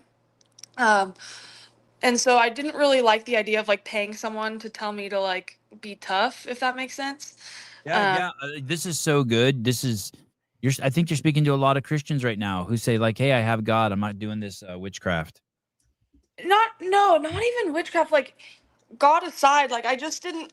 I felt like mature and smart enough where I was like, why am I gonna pay someone to like tell me to try, or like tell me it's okay? Like I don't know. To me, it seemed like counseling maybe that I didn't feel like I needed. Okay. Okay. Um, and so I was kind of like, I'll look, but all right. And then ironically, Brett was in Vegas that day, and we had asked Emily because we knew that she worked with a mindset coach, that being Brett, and we were like, hey, like, Emily Rolfe, Ms. Rolfe. yes, Okay. and we were like, who do you work with? Do you like him? And she was like, oh, I work with this guy named Brett. He's amazing. Here's his number. And so we called him, and he was in Vegas that day of all days, like, which was just wild. Like, I don't really believe in coincidences. And I was like, that's cool. So he showed up to the gym, and right away I was like, okay, like, I like this guy. Like, he was very much like, no bullshit, for lack of a better term, like, very, I guess, like, factual. Like, this is what I do, and like, this is how and why. And it wasn't like pretty words and like a magic fix. It was like actual. I'll give you an example. So, one tool or like one thing that we practice is called thought action. And essentially, it's just the idea of like you don't give yourself time for emotions to get in the way of your decisions. So, like, say I have to go to the pool and I really don't want to jump in because it's going to be cold and this or that. Like, you essentially take away the time for all those thoughts to come in, and you're like, I'm going to get in the pool, and you just like fucking jump in the pool before you have time for like those thoughts. Or if you're in a workout and you're doing toes to bar and you're like, I'm going to get down and I'm going to pick up my dumbbells. Like, and you don't give yourself time to think like, oh, how many should I do? Or like, I'm tired. And it was just very like tangible. Like, things he was saying were like things I could apply directly, not like, oh, like you're gonna visualize and then just like do it. Like, it was like factual. And him and Justin got along really well and clicked, and it kind of just like meshed really well. And one of my favorite things that he's done for us is like kind of facilitate Justin and I, like almost like a mediator, for lack of a better term. Marriage counselor. Like, just like, because Justin can be intense. I'm a girl, I'm emotional, and like, I feel like sometimes You're we miss. 23. Holy shit. I cannot fucking believe you're 23. Sorry, I just had an outburst. Go ahead. Go on. No, it's okay. And he's been like really great at like getting us to communicate in a way where we both understand each other. And yeah, I feel like just as a team, it's been awesome.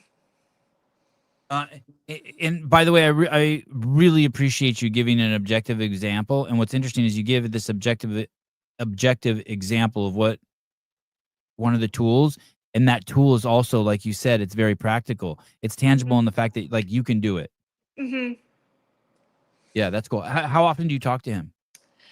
We talk on like a daily basis, not always like professionally, sometimes just like check in, like, hey, how are you?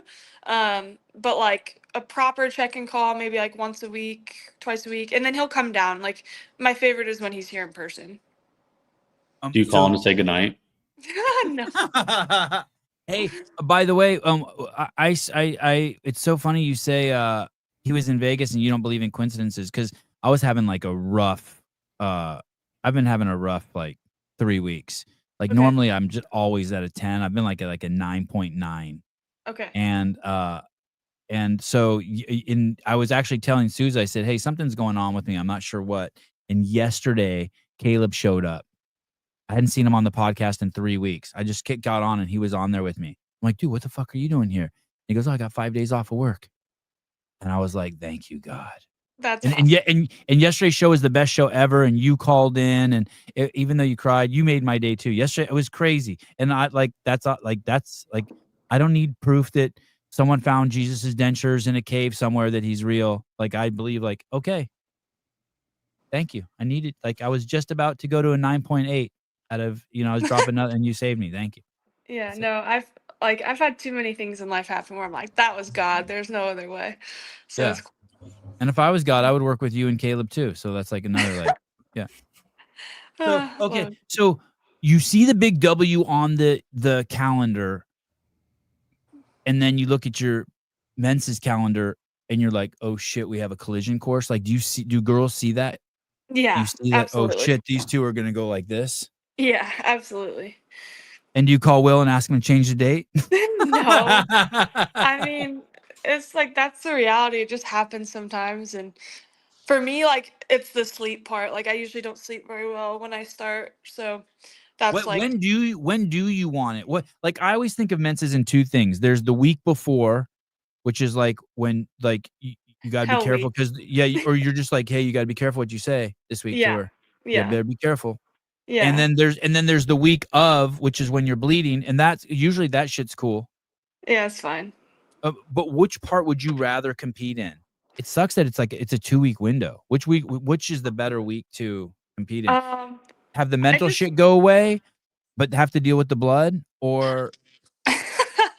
I would prefer to start before and just deal with it during. Okay. So you'd prefer to be flowing already, start and all the head shit to go away. Yeah, because I don't, like, the day that I start, I don't sleep very well. So. God, fascinating.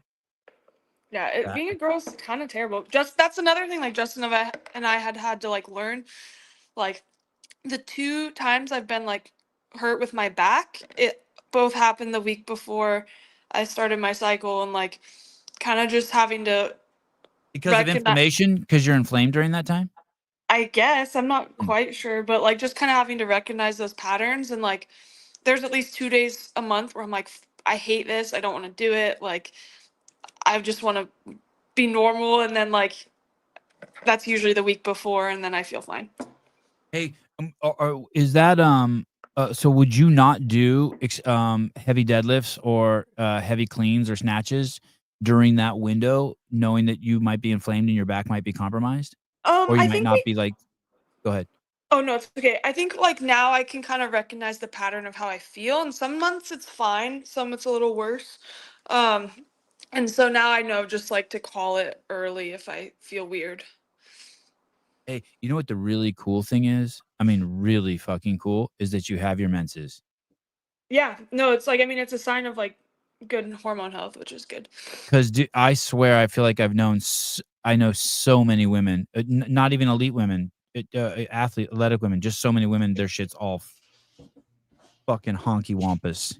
Yeah, I mean, Wonky wampus.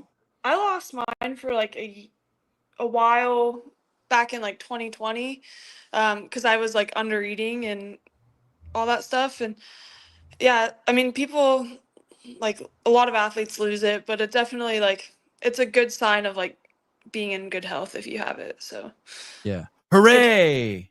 yeah, I mean, it's terrible, but it's helpful, I guess, to know. When you go to NorCal and it's all on the line, is do you talk to your mental coach or Kotler about that ahead of time? Like, this is just like you have one.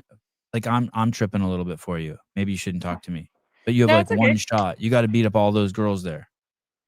Yeah, I mean, like that's what we train for, right? To like show up and do shit. And the past 2 years, I've gotten first and second, and that was with a deeper field.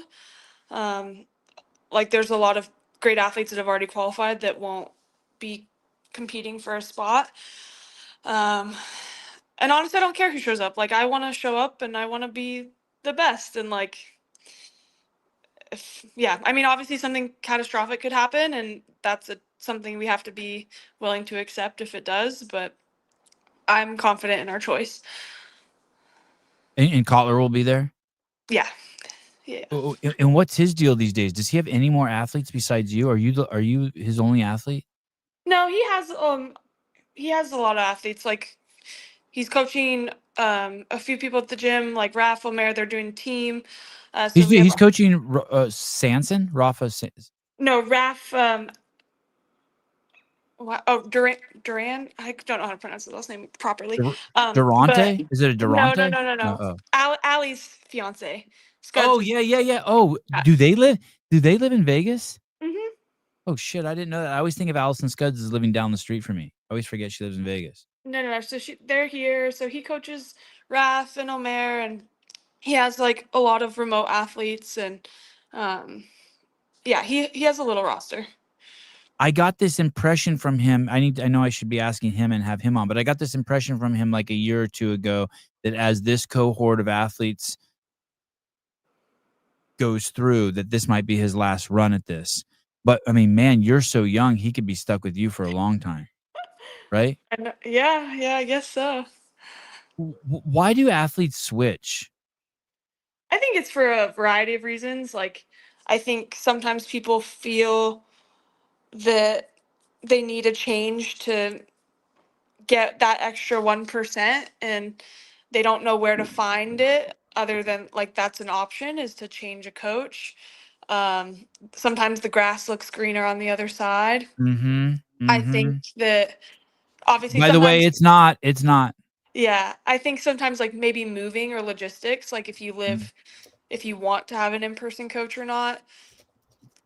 Personally, like kind of what I talked about earlier, I find when you have a lot of intrinsic motivation for the sport, um, What does that mean? like some people I think rely too much on their coach. And what I mean by that is like, oh, I need the most magical program that's tailored 1,000,000% to me. And if I have all these special workouts, like I'm going to reach my goals. But I think the reality is like, you need consistency and you need to like show up. And I think that can be done on any program, like realistically, but your coach is like someone that can just like bring the best out of you. Like I think that I could be successful probably following any just generic program, but like the special thing with Justin is like he he can see like maybe potential that I don't see, or he can see a flaw that I can't see, and like that feedback is so important. Um, yeah, I don't know. People switch, and sometimes I think it's a little hasty, but it's all good. I wonder if people. I wonder what the ratio is. I mean, we'll never know from people who are running from something versus going to something. Yeah, I think too. Like, uh, yeah, I think just the biggest one is the grass is always looks greener. Like, you see something and you're like, oh, if I do that, like. But the reality is, you just probably need to put your head down and keep going. Did you like Vegas? Do you like the spot? Yeah, I don't know if I'll live here forever. Like, I miss like water and trees. um, but it's I great miss for now. water. Yeah, it's great for now. Like being close with Justin here and his family, and there's a lot of resources here for athletes, like lots of PT places, recovery places. Um, it's a good spot for now. I just don't know if we'll live here forever.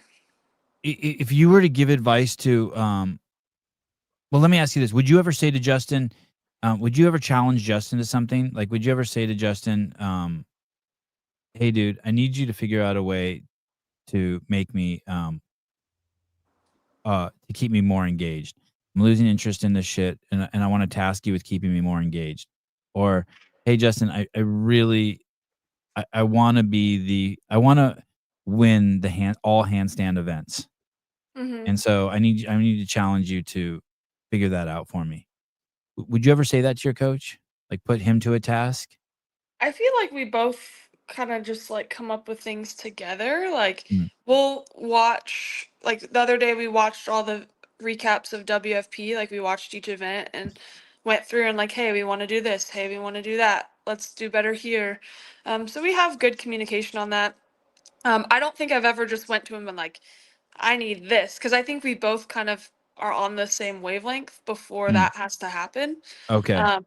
I mean, I guess like the biggest example of that was like after the games, after the mile, I finished and I just started bawling. Like I was like this has to be better, and I feel like I've been working so hard and it's not, and like we just need to change something. And he was like, I agree, and then we moved forward. But like there's never really been like I need you to do this or any of that. That event was amazing. The mile, it was cool. Just It that would, whole venue outside at night, yeah, the sprint, the mile, that was that was a pretty crazy event. yeah. I would have liked to be better, but it was a cool. How did you do in that? I don't remember my placement. I just remember like the mile itself. I was sitting in a good spot, and like the last 200 meters, like I didn't have a kick and everyone else did. And it was Mm. just like, okay, wait for me. Yeah. Um, Yeah. I'm excited. I'm the most excited I've been in a long time to go to NorCal. I've been planning on going for Are a you? long time. Yeah. Sweet. Okay. So I'll be there. So and now I'm even more excited that you'll be there. It's going to be quite the show. Yeah, You I'm and Colton excited. are two of my favorite, and you guys will both be there. So I'm going to have a blast. Yeah, I'm excited. I'm like, they are not going to release the programming until the day before, which I think is kind of cool. But I'm excited to see what we're doing. It'll be fun.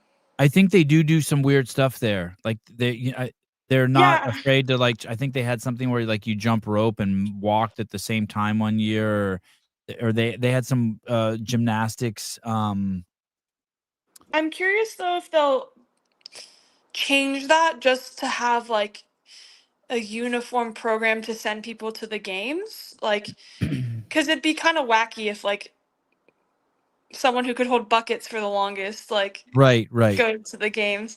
I Right. mean, I'm not saying it's a bad test or like not a cool event. I just think that if you're sending people to the games, you have to make sure it's legit. Yeah, you don't want someone to fall out because they couldn't do some party. They couldn't ride a unicycle. Yeah. Yeah. Right. Yeah. Hey, did just out of curiosity, it kind of took some balls to come on and talk about this so openly the day after it all kind of went down. Like a lot of people hide. You're just like, nope, here I am. See you in the morning. Yeah, I mean, I got myself into this mess from oversharing, so uh I guess I'll just get myself out of it by oversharing. Please tell Jake hi. and Justin, hi. Love Jake's those probably guys. listening, so Yeah. you could Hi, say Jake. And tell Mr. Kotler, love him. Look forward to having him on soon. And Yeah. and we'll see you in NorCal. You don't have anything between now and then? No. I guess it's just a couple weeks away anyway. Yeah, just a couple weeks. All right, dear. Thank you so much, Alex, for coming on. Always Bye, good to guys. see you. All Thank right. you. Yeah. Who we covered some turf. Yeah, that was awesome.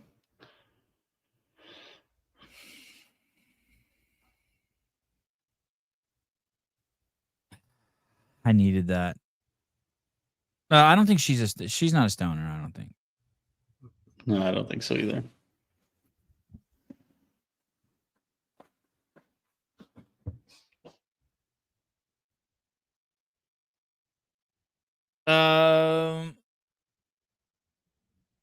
All right.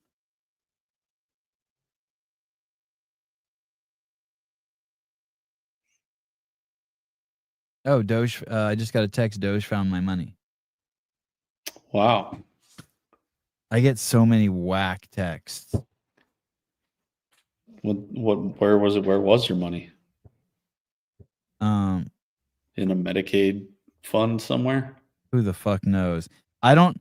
Do you get a ton of political texts? I get so many texts. This is Adam Schiff. This is Donald Trump. This is Nancy Pelosi. This is. No, I don't get those. This is the last time to donate money. I started recently getting texts about casting calls for Landman, but I think it's spam. Are you joking because you look like someone? No. I actually am getting like spammed with texts about it. Oh shit. I'm looking at the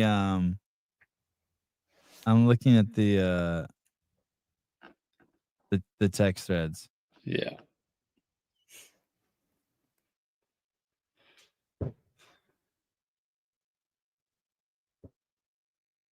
Did he really say that? Yeah, I did. He said a lot of crazy shit. You should just go back through the chat and just look at it. I didn't look at the chat at all. I'm glad, because it would have got real squirrely. He really said that? Yeah, dude. He said even crazier. I mean, not crazier stuff, but he said some more crazy shit during the. Do you think his hard drive needs to be checked? Yeah, for sure. I will be so fucking creeped out if he ends up being a real life pedophile. I wouldn't be surprised. How many people are pedophiles? Do you think like that there's some ratio we can look like? There's 600 people watching right now. Could we be like, okay, that means 17 of them have fucking kiddie porn on their hard drive? Yeah, I think that's a good estimate. God damn, we live with some weirdos. Look at, he's retarded. You know who we're talking about? Is he? Is he retarded? Hi. Like clinically? Hello. I've had him on the show. He doesn't seem retarded. Hi, how are you? Doing good. How are you guys? I used to work with retards. I was like intimate. I lived on the driveway at a home. I took care of 8 retards for 5 years of my life. I lived on the driveway with them. It's wild. It was awesome. I ran a home for developmentally disabled adults. Some crazy shit. I used to let them spend their money on weed. They'd buy weed. They called it yogurt. I would always tell them to call weed yogurt so that if the state came and asked them like what they bought their money on, they wouldn't be like, oh, we bought weed. Hello?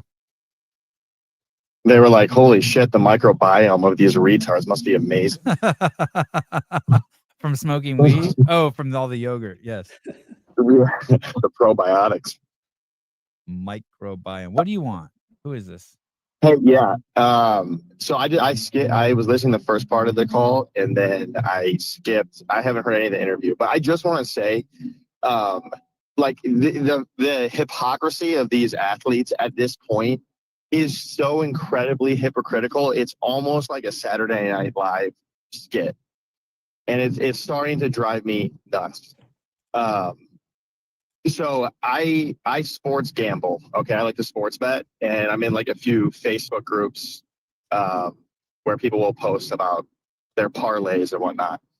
and they will regularly, like these people will regularly screenshot and post their DMs with pro athletes of them just like berating them for fucking up their parlays, like all the time. And so you got to believe like these NBA players have hundreds of just degenerates in their DMs all the time, just ripping them apart. And so when I hear like Brian Friend defending, you know, like acting like what Brian did was so horrible, I can't even believe that these people want to consider themselves pro athletes when they just can't. It's like what Ronnie Coleman said. It's like, actually, it's like even better than this. There's a famous quote. It's like, yeah, if you're gay, your asshole is going to hurt. But if you're a pro athlete, you're going to be in the limelight and people are going to have opinions on your life. It's amazing. Coleman, did Ronnie Coleman really say that your asshole is going to hurt if you're gay? Was that really? No, I was going to say that. I was going to say that. No. Well, good on you. That's a good one. You finally like woke me up. I was kind of just like, I was listening to you, but I was kind of like, I was listening. I don't want to say I was tuning out, but you really know your audience and you reeled me back in with the sore anus metaphor. Yeah, it's fucking amazing. Hey, fucking, yeah, it's interesting how much can you know when I was Joe said you didn't use enough lube. When I was in high school, there was this girl that I was friends with. And me and my buddy used to go over to her house after school and hang out with her. And I don't want to say we had a crush on her or anything, but it was a girl. And we were in high school. And anyway, we were friends with her. And anyway, I don't remember what happened, but somewhere like beginning of my senior year, it went sideways. She started fucking one of my other friends. She started fucking this dude named Edgar, this big, tough Mexican dude, big motherfucker. And so something happened and our friendship waned and he hated me and she hated me. And she was head of the yearbook committee. And when the yearbooks came out that year, at the end of the yearbook, the last page, someone wrote, you know how like people can sign the yearbooks, but they put it in every single yearbook? You know what I'm talking about?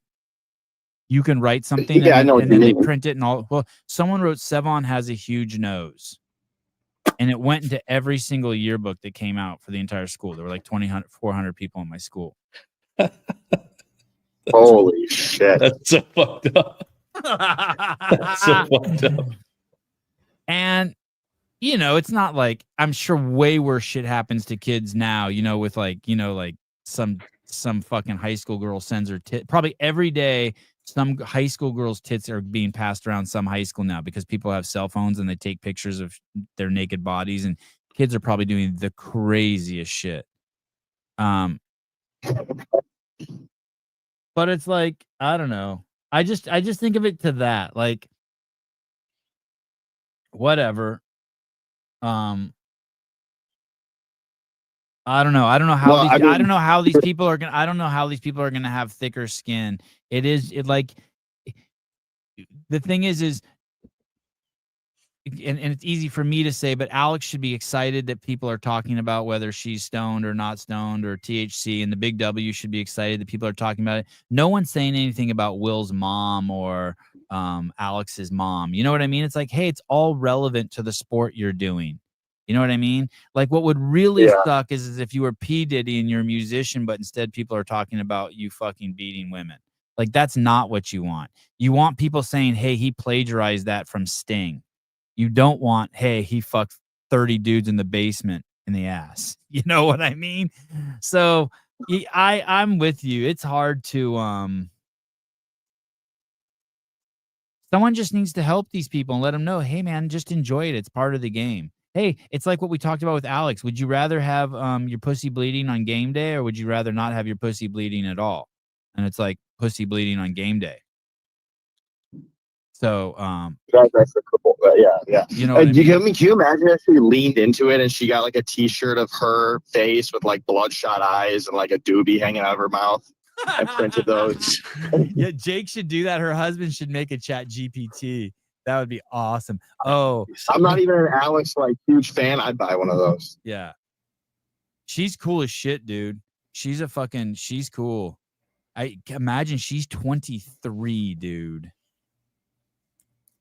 23. Yeah. I mean, I do have to remember that. I will say your thing about your book is 10 times worse than this, though. At 23, in my spare time, which was like all my time, I was at Home Depot looking for the perfect drill bit so I could drill fucking what's that hole called on bongs? Carb. I was looking for the perfect drill bit to make carbs on Corona bottles so I could turn my Corona bottles into bongs business into a multi-billion-dollar idea. And I never found the glass bit, the perfect drill bit to drill. You know what a carb is on a bong? Where you put your thumb and then you move it, the smoke launches down your throat. Yeah, we called it something different. Fuck, I can't believe I can't remember it. But you didn't call it a carb? It's a carburetor. No. Carb? No. We called it a choke. Fuck, I can't believe I can't remember what that's called actually. But no, not the carb. You'd smoke choke, yeah. bink, Anyway. rush, shoddy, kick hole, or simply hole. Anyways, she has a fucking what's it called? A mental coach. She has a fucking like athletic elite performance coach, and I'm fucking fighting with the guy at Home Depot telling him I want my money back because he sold me the wrong bit. You probably could have used a mental coach at 23 too. I mean, what? Wow. Shit.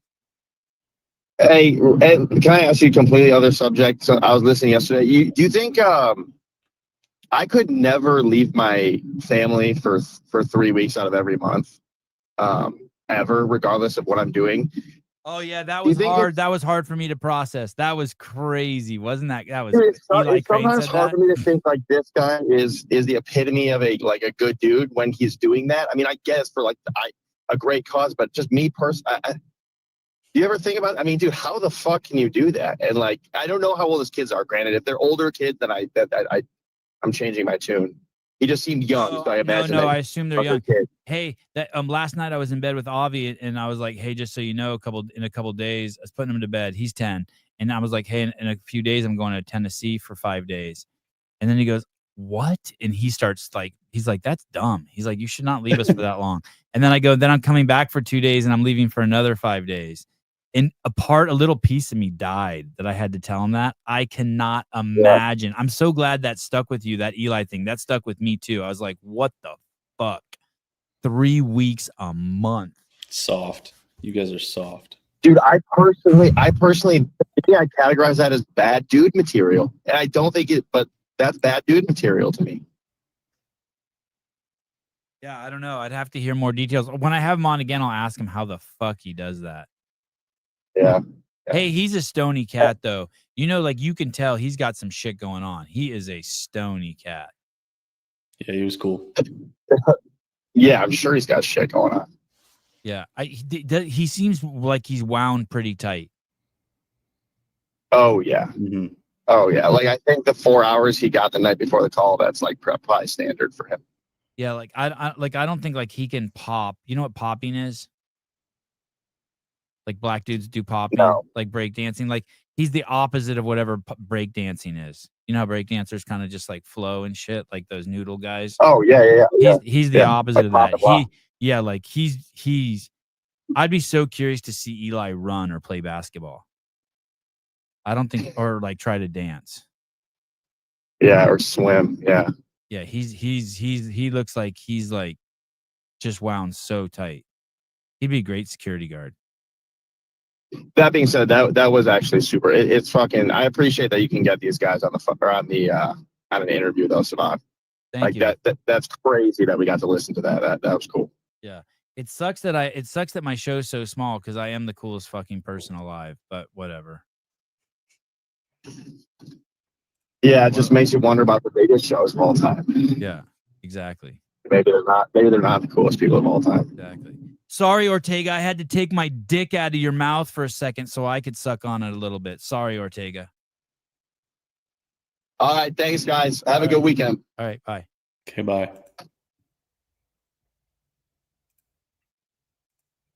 I hope that guy becomes a regular. I like that guy. Yeah, he's cool.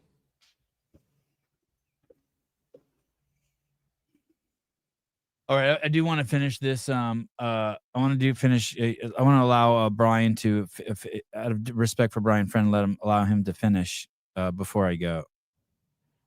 There was more to that. It sucks you can't get any athletes on the show.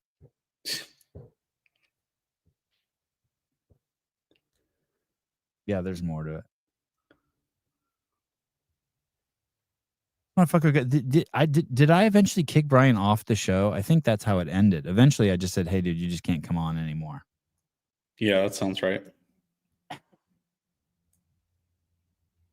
That sucks, Brian. We were so good. We were so good. Now you can't get 10 live listeners. What's kind of funny is when you pulled up this video, it said like 604 views or something like that. Yeah. And then I pulled it up on my computer and it had like 560. And then at some point, the view count on your screen went down to 562. So like 50 views just got cut off of the entire show. I don't know how. Oh. On the one we're live on or his? His. Oh. Yeah, that's weird. I gave him a thumbs up. Okay, here we go. Let me go back out there and share their experiences. And we've seen a deterioration in the number of athletes who are willing to go and talk to Sevan on his show. I don't even know how to process that. Like, what am I supposed to say to that? I don't know. Did you notice his shirt? Yeah, who made him that? I don't know. I just wanted to point that out because it's funny. It's in the space in general. There's people that we've talked to, and they're like, why would I go on any podcast right now? No matter what my motive is, what things that I'm saying, whatever my purpose is, the things that these guys, yes, that type of media rambler, you know exactly what I'm talking about. They're going to pick something out there to make this big thing out of a small thing. And it's someone fucking popped for fucking doing drugs, or someone thought that they were doing an illegal substance, and you don't think that that's worthy to talk about? And they said it like publicly, like they're telling people that they did that. Like, dude, Andrew made a whole fucking YouTube channel off of it, Brian. That's his whole shtick. He's a CrossFitter that does the juice.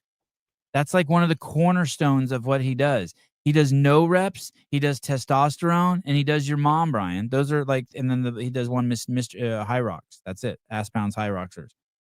Like, what planet does this dude fucking live on? He thinks it's mean. Is that what he thinks it is?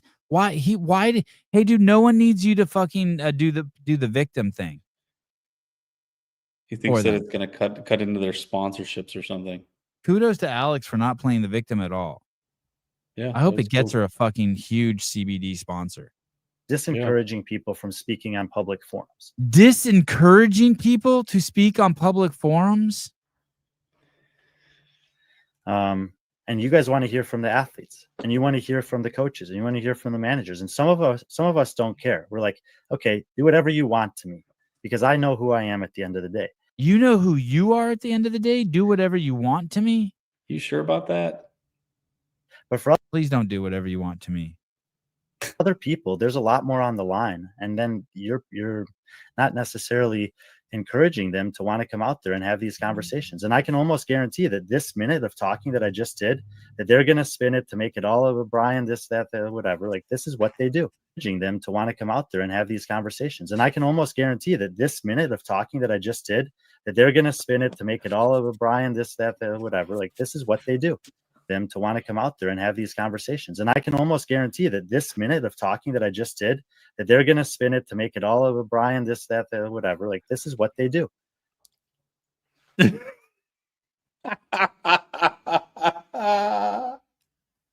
I don't have this is my takeaway. I'm totally open to being wrong, Brian, but you tell me if this is true, Brian. You don't have the balls to talk about the actual event, which is some confusion around the drug policy at the Big W. And so you pivot from there to attacking the people who are reporting on it, and then do a preemptive attack in case anyone talks about you being afraid to talk about it. I mean, this is you were fucking weird, dude. Your story is about how people shouldn't be reporting stories, and that when people like you stand up, they get attacked for censorship. Like, what?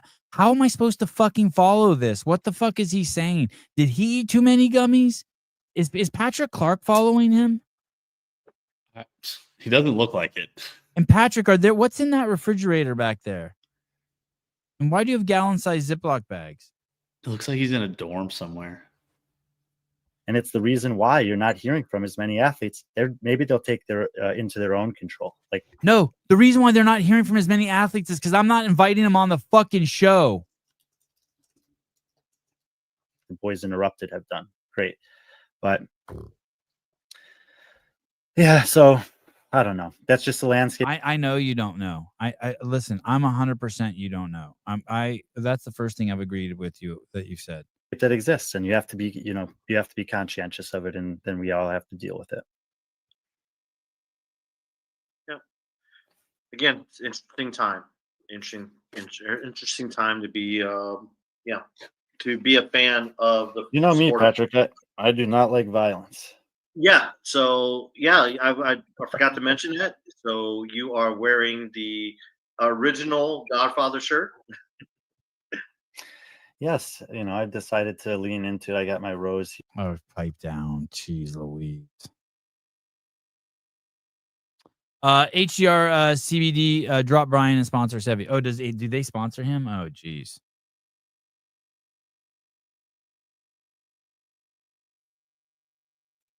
Savon doesn't understand humility. I'm humbled by your comment. I'm humbled by this prestigious award you've given me. That account just got created today, by the way. Darn it. How can you tell? I looked it up. Humility, a modest or low view of one's own importance. A modest or low view of one's own importance. Dude. I am so not fucking humble. Dude, I ground every day, man. I'm grounded. You probably meditate too, huh? I meditate and I'm grounded. Meditate, pray, all that shit. Is that a white monster? Oh no, those are socks. Black monster.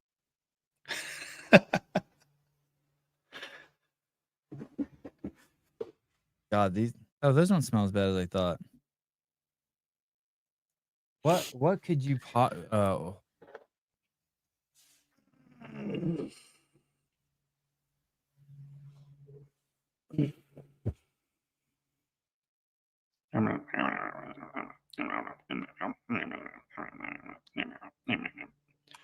Oh, cool. Belter and route. That's cool. Because I was just thinking about them the other day. I was like, what happened to those belts? They were so sick. How are you supposed to have a low view of your own importance? How are you supposed to have a low view of your Why own would you importance? want to be humble? A low view of your own importance. Wouldn't you want to take I take what I'm doing. Yeah, but even that you shouldn't be humble. You should take what you're doing with you should take what you it seems like the opposite of being grateful or appreciative. You should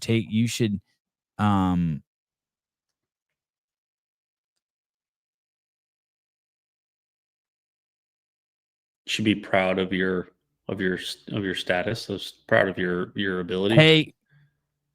Hey.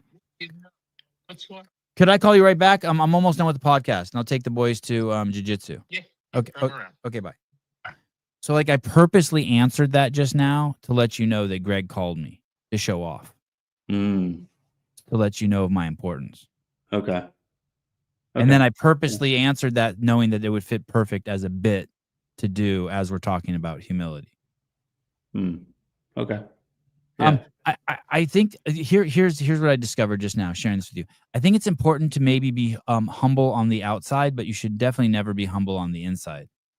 Ever, ever, ever. You should be taking what's going on inside you very, very seriously and of the highest and fucking importance.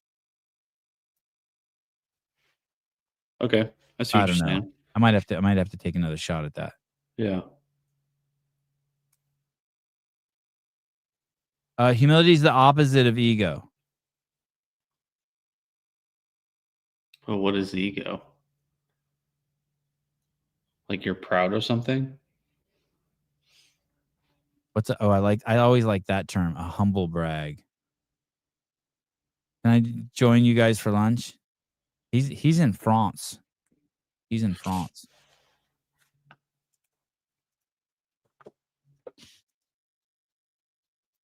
What's the point of the guy on the right being on the screen? There is no point. Nothing at all. I'm just fucking here. I don't know. I don't know, dude. Oh, fucking ban this dude. That wasn't nice. It's Sevon's Patrick Clark. Wow, that's really bad, dude. Listen, one of us is a big mouth and one of us is a humble monk. You one get of to us pick which one's is which. Caleb is actually, I talked to you about how to meditate. Caleb's actually meditating. One of us is just fucking blah, blah, blah. This is how you become a jiu-jitsu practitioner. One of us is a jiu-jitsu practitioner. I told my sister, remember the other day you were sharing with me about what certain ideological morons demographic does when their relatives die and they have to dispose of their goodies? Yeah, yeah. Sister that, and telling her about the picture you sent me. She was like, because she's from Texas, and she's like, what the fuck? I'm like, dude, it's crazy. You wouldn't believe the pile. Dude, it's so sad. And she asked me a question. She said, why do you have to do that? Is that by law? You can't transfer that? No, you don't have to do that. Oh, you don't? No. You can keep that stuff. Like you but like, once it comes to you, you guys can't keep it. Yeah, we can't keep it. We have to get rid of it. You just, yeah. Here, let me see. It's just, people just don't know what to do with it. They're like scared of it or something. I don't know. But they just think that it's like it's scary. I don't know. I told you, did I tell you about the story? I went through TSA a couple weeks ago and the lady told us to open up our gun cases and she like tripped out about what was inside of them. We had just regular M4s in there, which are just like rifles. And the lady goes, "Oh my God, they're just so scary." I'm like, "Oh, this is like, TSA said it."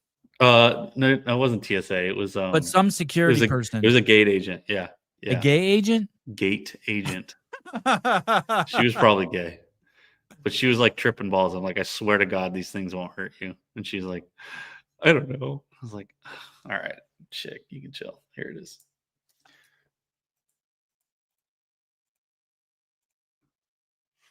This is all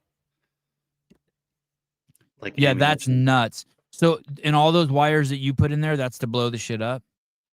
No, yeah. It helps consume it. Yeah.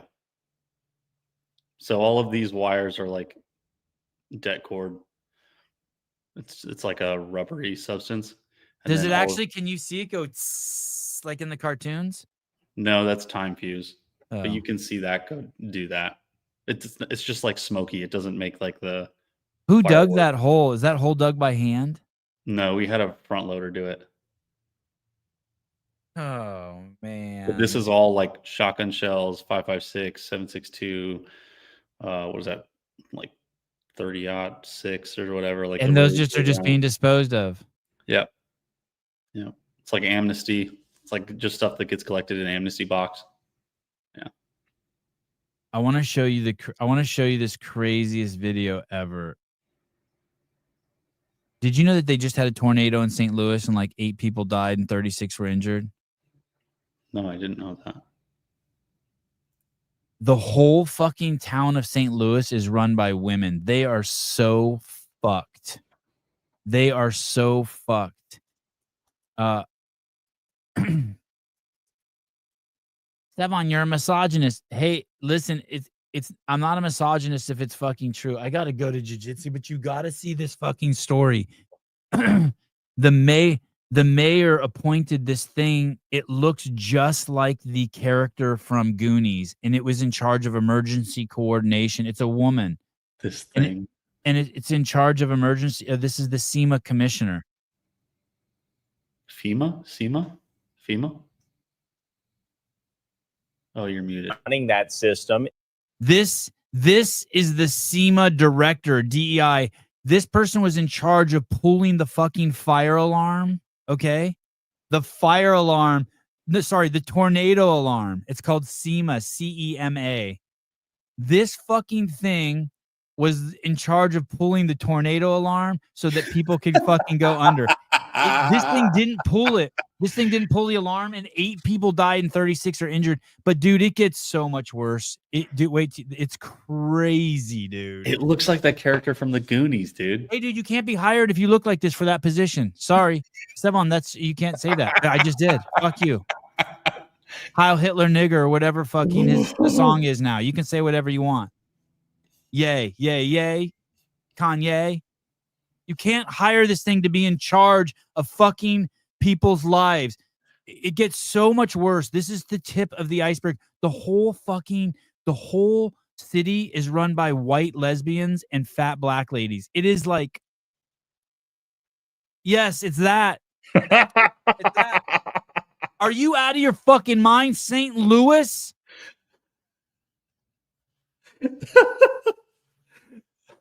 Okay, well, let's. I need the. I'm gonna do a couple more minutes of this before I gotta go. Here we go. Is on leave, and the city has multiple investigations to probe even more issues. St. Louis's mayor says this is all about protecting your safety, whether you live in protecting your safety. Why'd you hire that fucking thing? The city of St. Louis or you're a visitor, the siren failure continues to bring a flurry of changes. At the same So no one pulled the siren, and this story is going to reveal that they did test the siren, and the sirens didn't work anyway. So afterwards, they did pull it to see if they work. They don't even work, but they say, don't worry. No. We have it in our budget to fix them by 2026. For the same time, St. Louis's recovery is growing and shifting this evening. That includes federal agents now here to assess the damage. Our Leah Hill is following along with them. And Sam Corey, today the city tested its tornado sirens again after no one pushed the button on Friday. And on Tuesday, we learned the button at the fire department doesn't work. The button doesn't work. Look at this lady's face. She's like, someone pushed the button. Fuck. We're fucked. And guess what? Fucked. The button doesn't work. Oh my God. Mayor Spencer says this human failure and protocol failure never should have happened. This is the fucking mayor. Look at the people behind her. It's the dude. Oh, just no. And everyone and anyone, just let it fly once. Just let all your discernments and prejudices and discriminations flow and project them onto this crowd of fucktards. Super Dyke mayor, the black DEI ladies who, like, remember, 65% of black women who graduate from college end up working for the government. That means they're on welfare. You go to college and you get on welfare. Look at this fucking crew of DEI fucktards. Sorry, and I apologize to all the great black women out there and great women out there and all the dykes out there. Oh, Joe. Joe. Joe says this isn't a lesbian thing. This is just typical government. I'll meet you halfway. Listen, you got to let me meet you halfway, Joe. It's the eyewash station might not work, but the tornado sirens, Joe. The tornado sirens. I'll give you this. The only hope for the fucking gay community is the lesbian women are going to have to lead the charge. The same way that the only hope for this fucking country of ours is black men are going to need to take charge and stop doing the victim thing. Lesbians are going to have to tell the rest of the LGBTQ crew to go fuck themselves, and black men are going to have to fucking step up and be like, hey, racism's bullshit.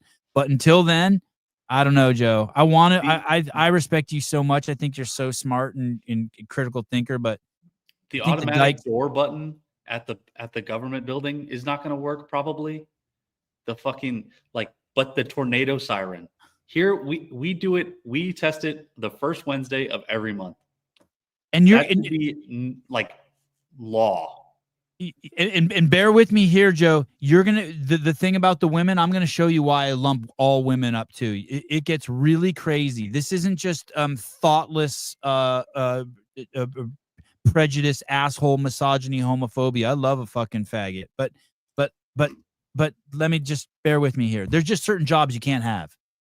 You can't have. Can't be an albino dude as a fucking lifeguard at the public pool. Do you know why? Because you'll fucking die of cancer in 6 months. You're not made for that fucking job. Okay, here we go. Systemic failure across so many systems here. we Mayor know. Kira Spencer saying there is an internal investigation already underway, and there will also be an external investigation after the button to activate tornado sirens After the button, there's no one qualified to do the fucking investigation. was never pushed on Friday. She released audio from a call. Oh, dude, this picture's so bad. It's so bad. It's so bad. Call City Emergency Management Commissioner Sarah Russell made to dispatch before Friday's storm touched down. Okay, you got the siren. Yes, ma'am.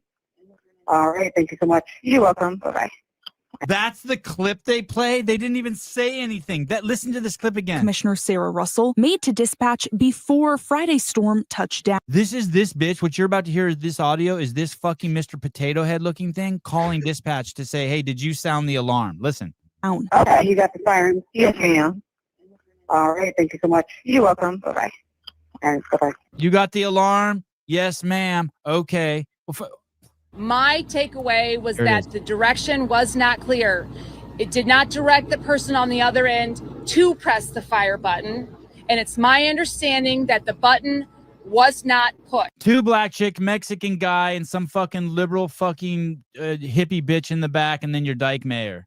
It's my understanding the button wasn't pushed. This is idiocracy. Even if that call had been clear, the sirens never would have properly gone off anyway. On Tuesday, a test of the system showed that the button at the fire department doesn't work. The test was supposed to start at 3 p.m., and many in the city didn't report hearing the sirens until 3:17 or 3:18. Mayor Spencer says part of the investigation is to see how long it hasn't worked for and if anyone was aware it was broken. I have been shocked, and I remain shocked, and frankly a bit Here it is. Here it is. This is the mayor. She's shocked. Here it is. Watch, people. This is why women shouldn't be in leadership positions. Here we go. horrified by the issues in the system. First Alert 4 found this audit from 2022 to 2023 of the City Emergency Management Agency. The city-run audit explains there was no formal policy and procedure manual, which, quote, can lead to problems understanding each other. On Sunday, First Alert 4 learned SEMA staff were This makes the Big W look like it's perfectly run. at a workshop at the time of the storm and not at the SEMA office, which is where one of 2 siren activation buttons are. We asked the mayor, why was that the case? We knew. Look at this group. 2 black guys, 2 fucking Berkeley liberal white bitches, Karens, 3 fucking obese black women, and then the fucking dyke mayor. I'm just telling you. Guys, it's crazy town banana pants. Look at the fucking go watch forehead Colton on that doing shit. manly stuff like changing oil on his Toyota instead. My test levels just dropped 50%. Watch this. Oh, you're going to see. I'm going to end it on the worst note ever. Here it is. Watch. Knew there was weather coming. We should have been at the button. Oh, our leader's about to cry. We should. Her power line, her Martin Luther King line is we should have been at the button. We asked the mayor, why was that the case? We knew there was weather coming. We should have been at the button. We should have been. No, not the fire department should have been ready. Not. We should have been at the button. And then another woman fucking hugs you. Guys, can we just not do that? Can we just like everyone just like be cool and be like, hey, like, all right, no more woman mayors for a little bit. No towns over. Like if the town has more than 15,000. Sevon, you're such a scumbag. Hey, dude. No more than, I don't want more than 6% of the people working in government being black obese women either. That's your population. Just stick to that rule too. I don't need it to be fucking 65% of you. Yeah, no feels, please. I don't need anyone being emotional leadership, not publicly. I need you to be strong. It's just Oh,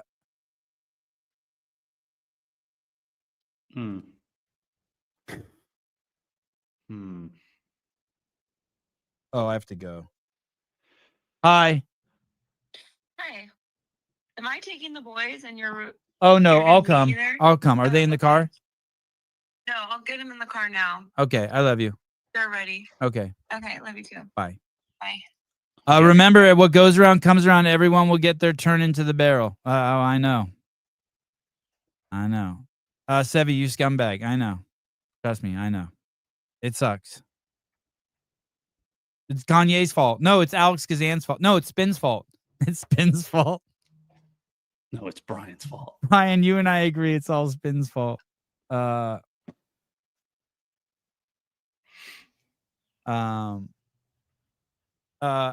Hey, Brian, only homosexuals use the word ergo.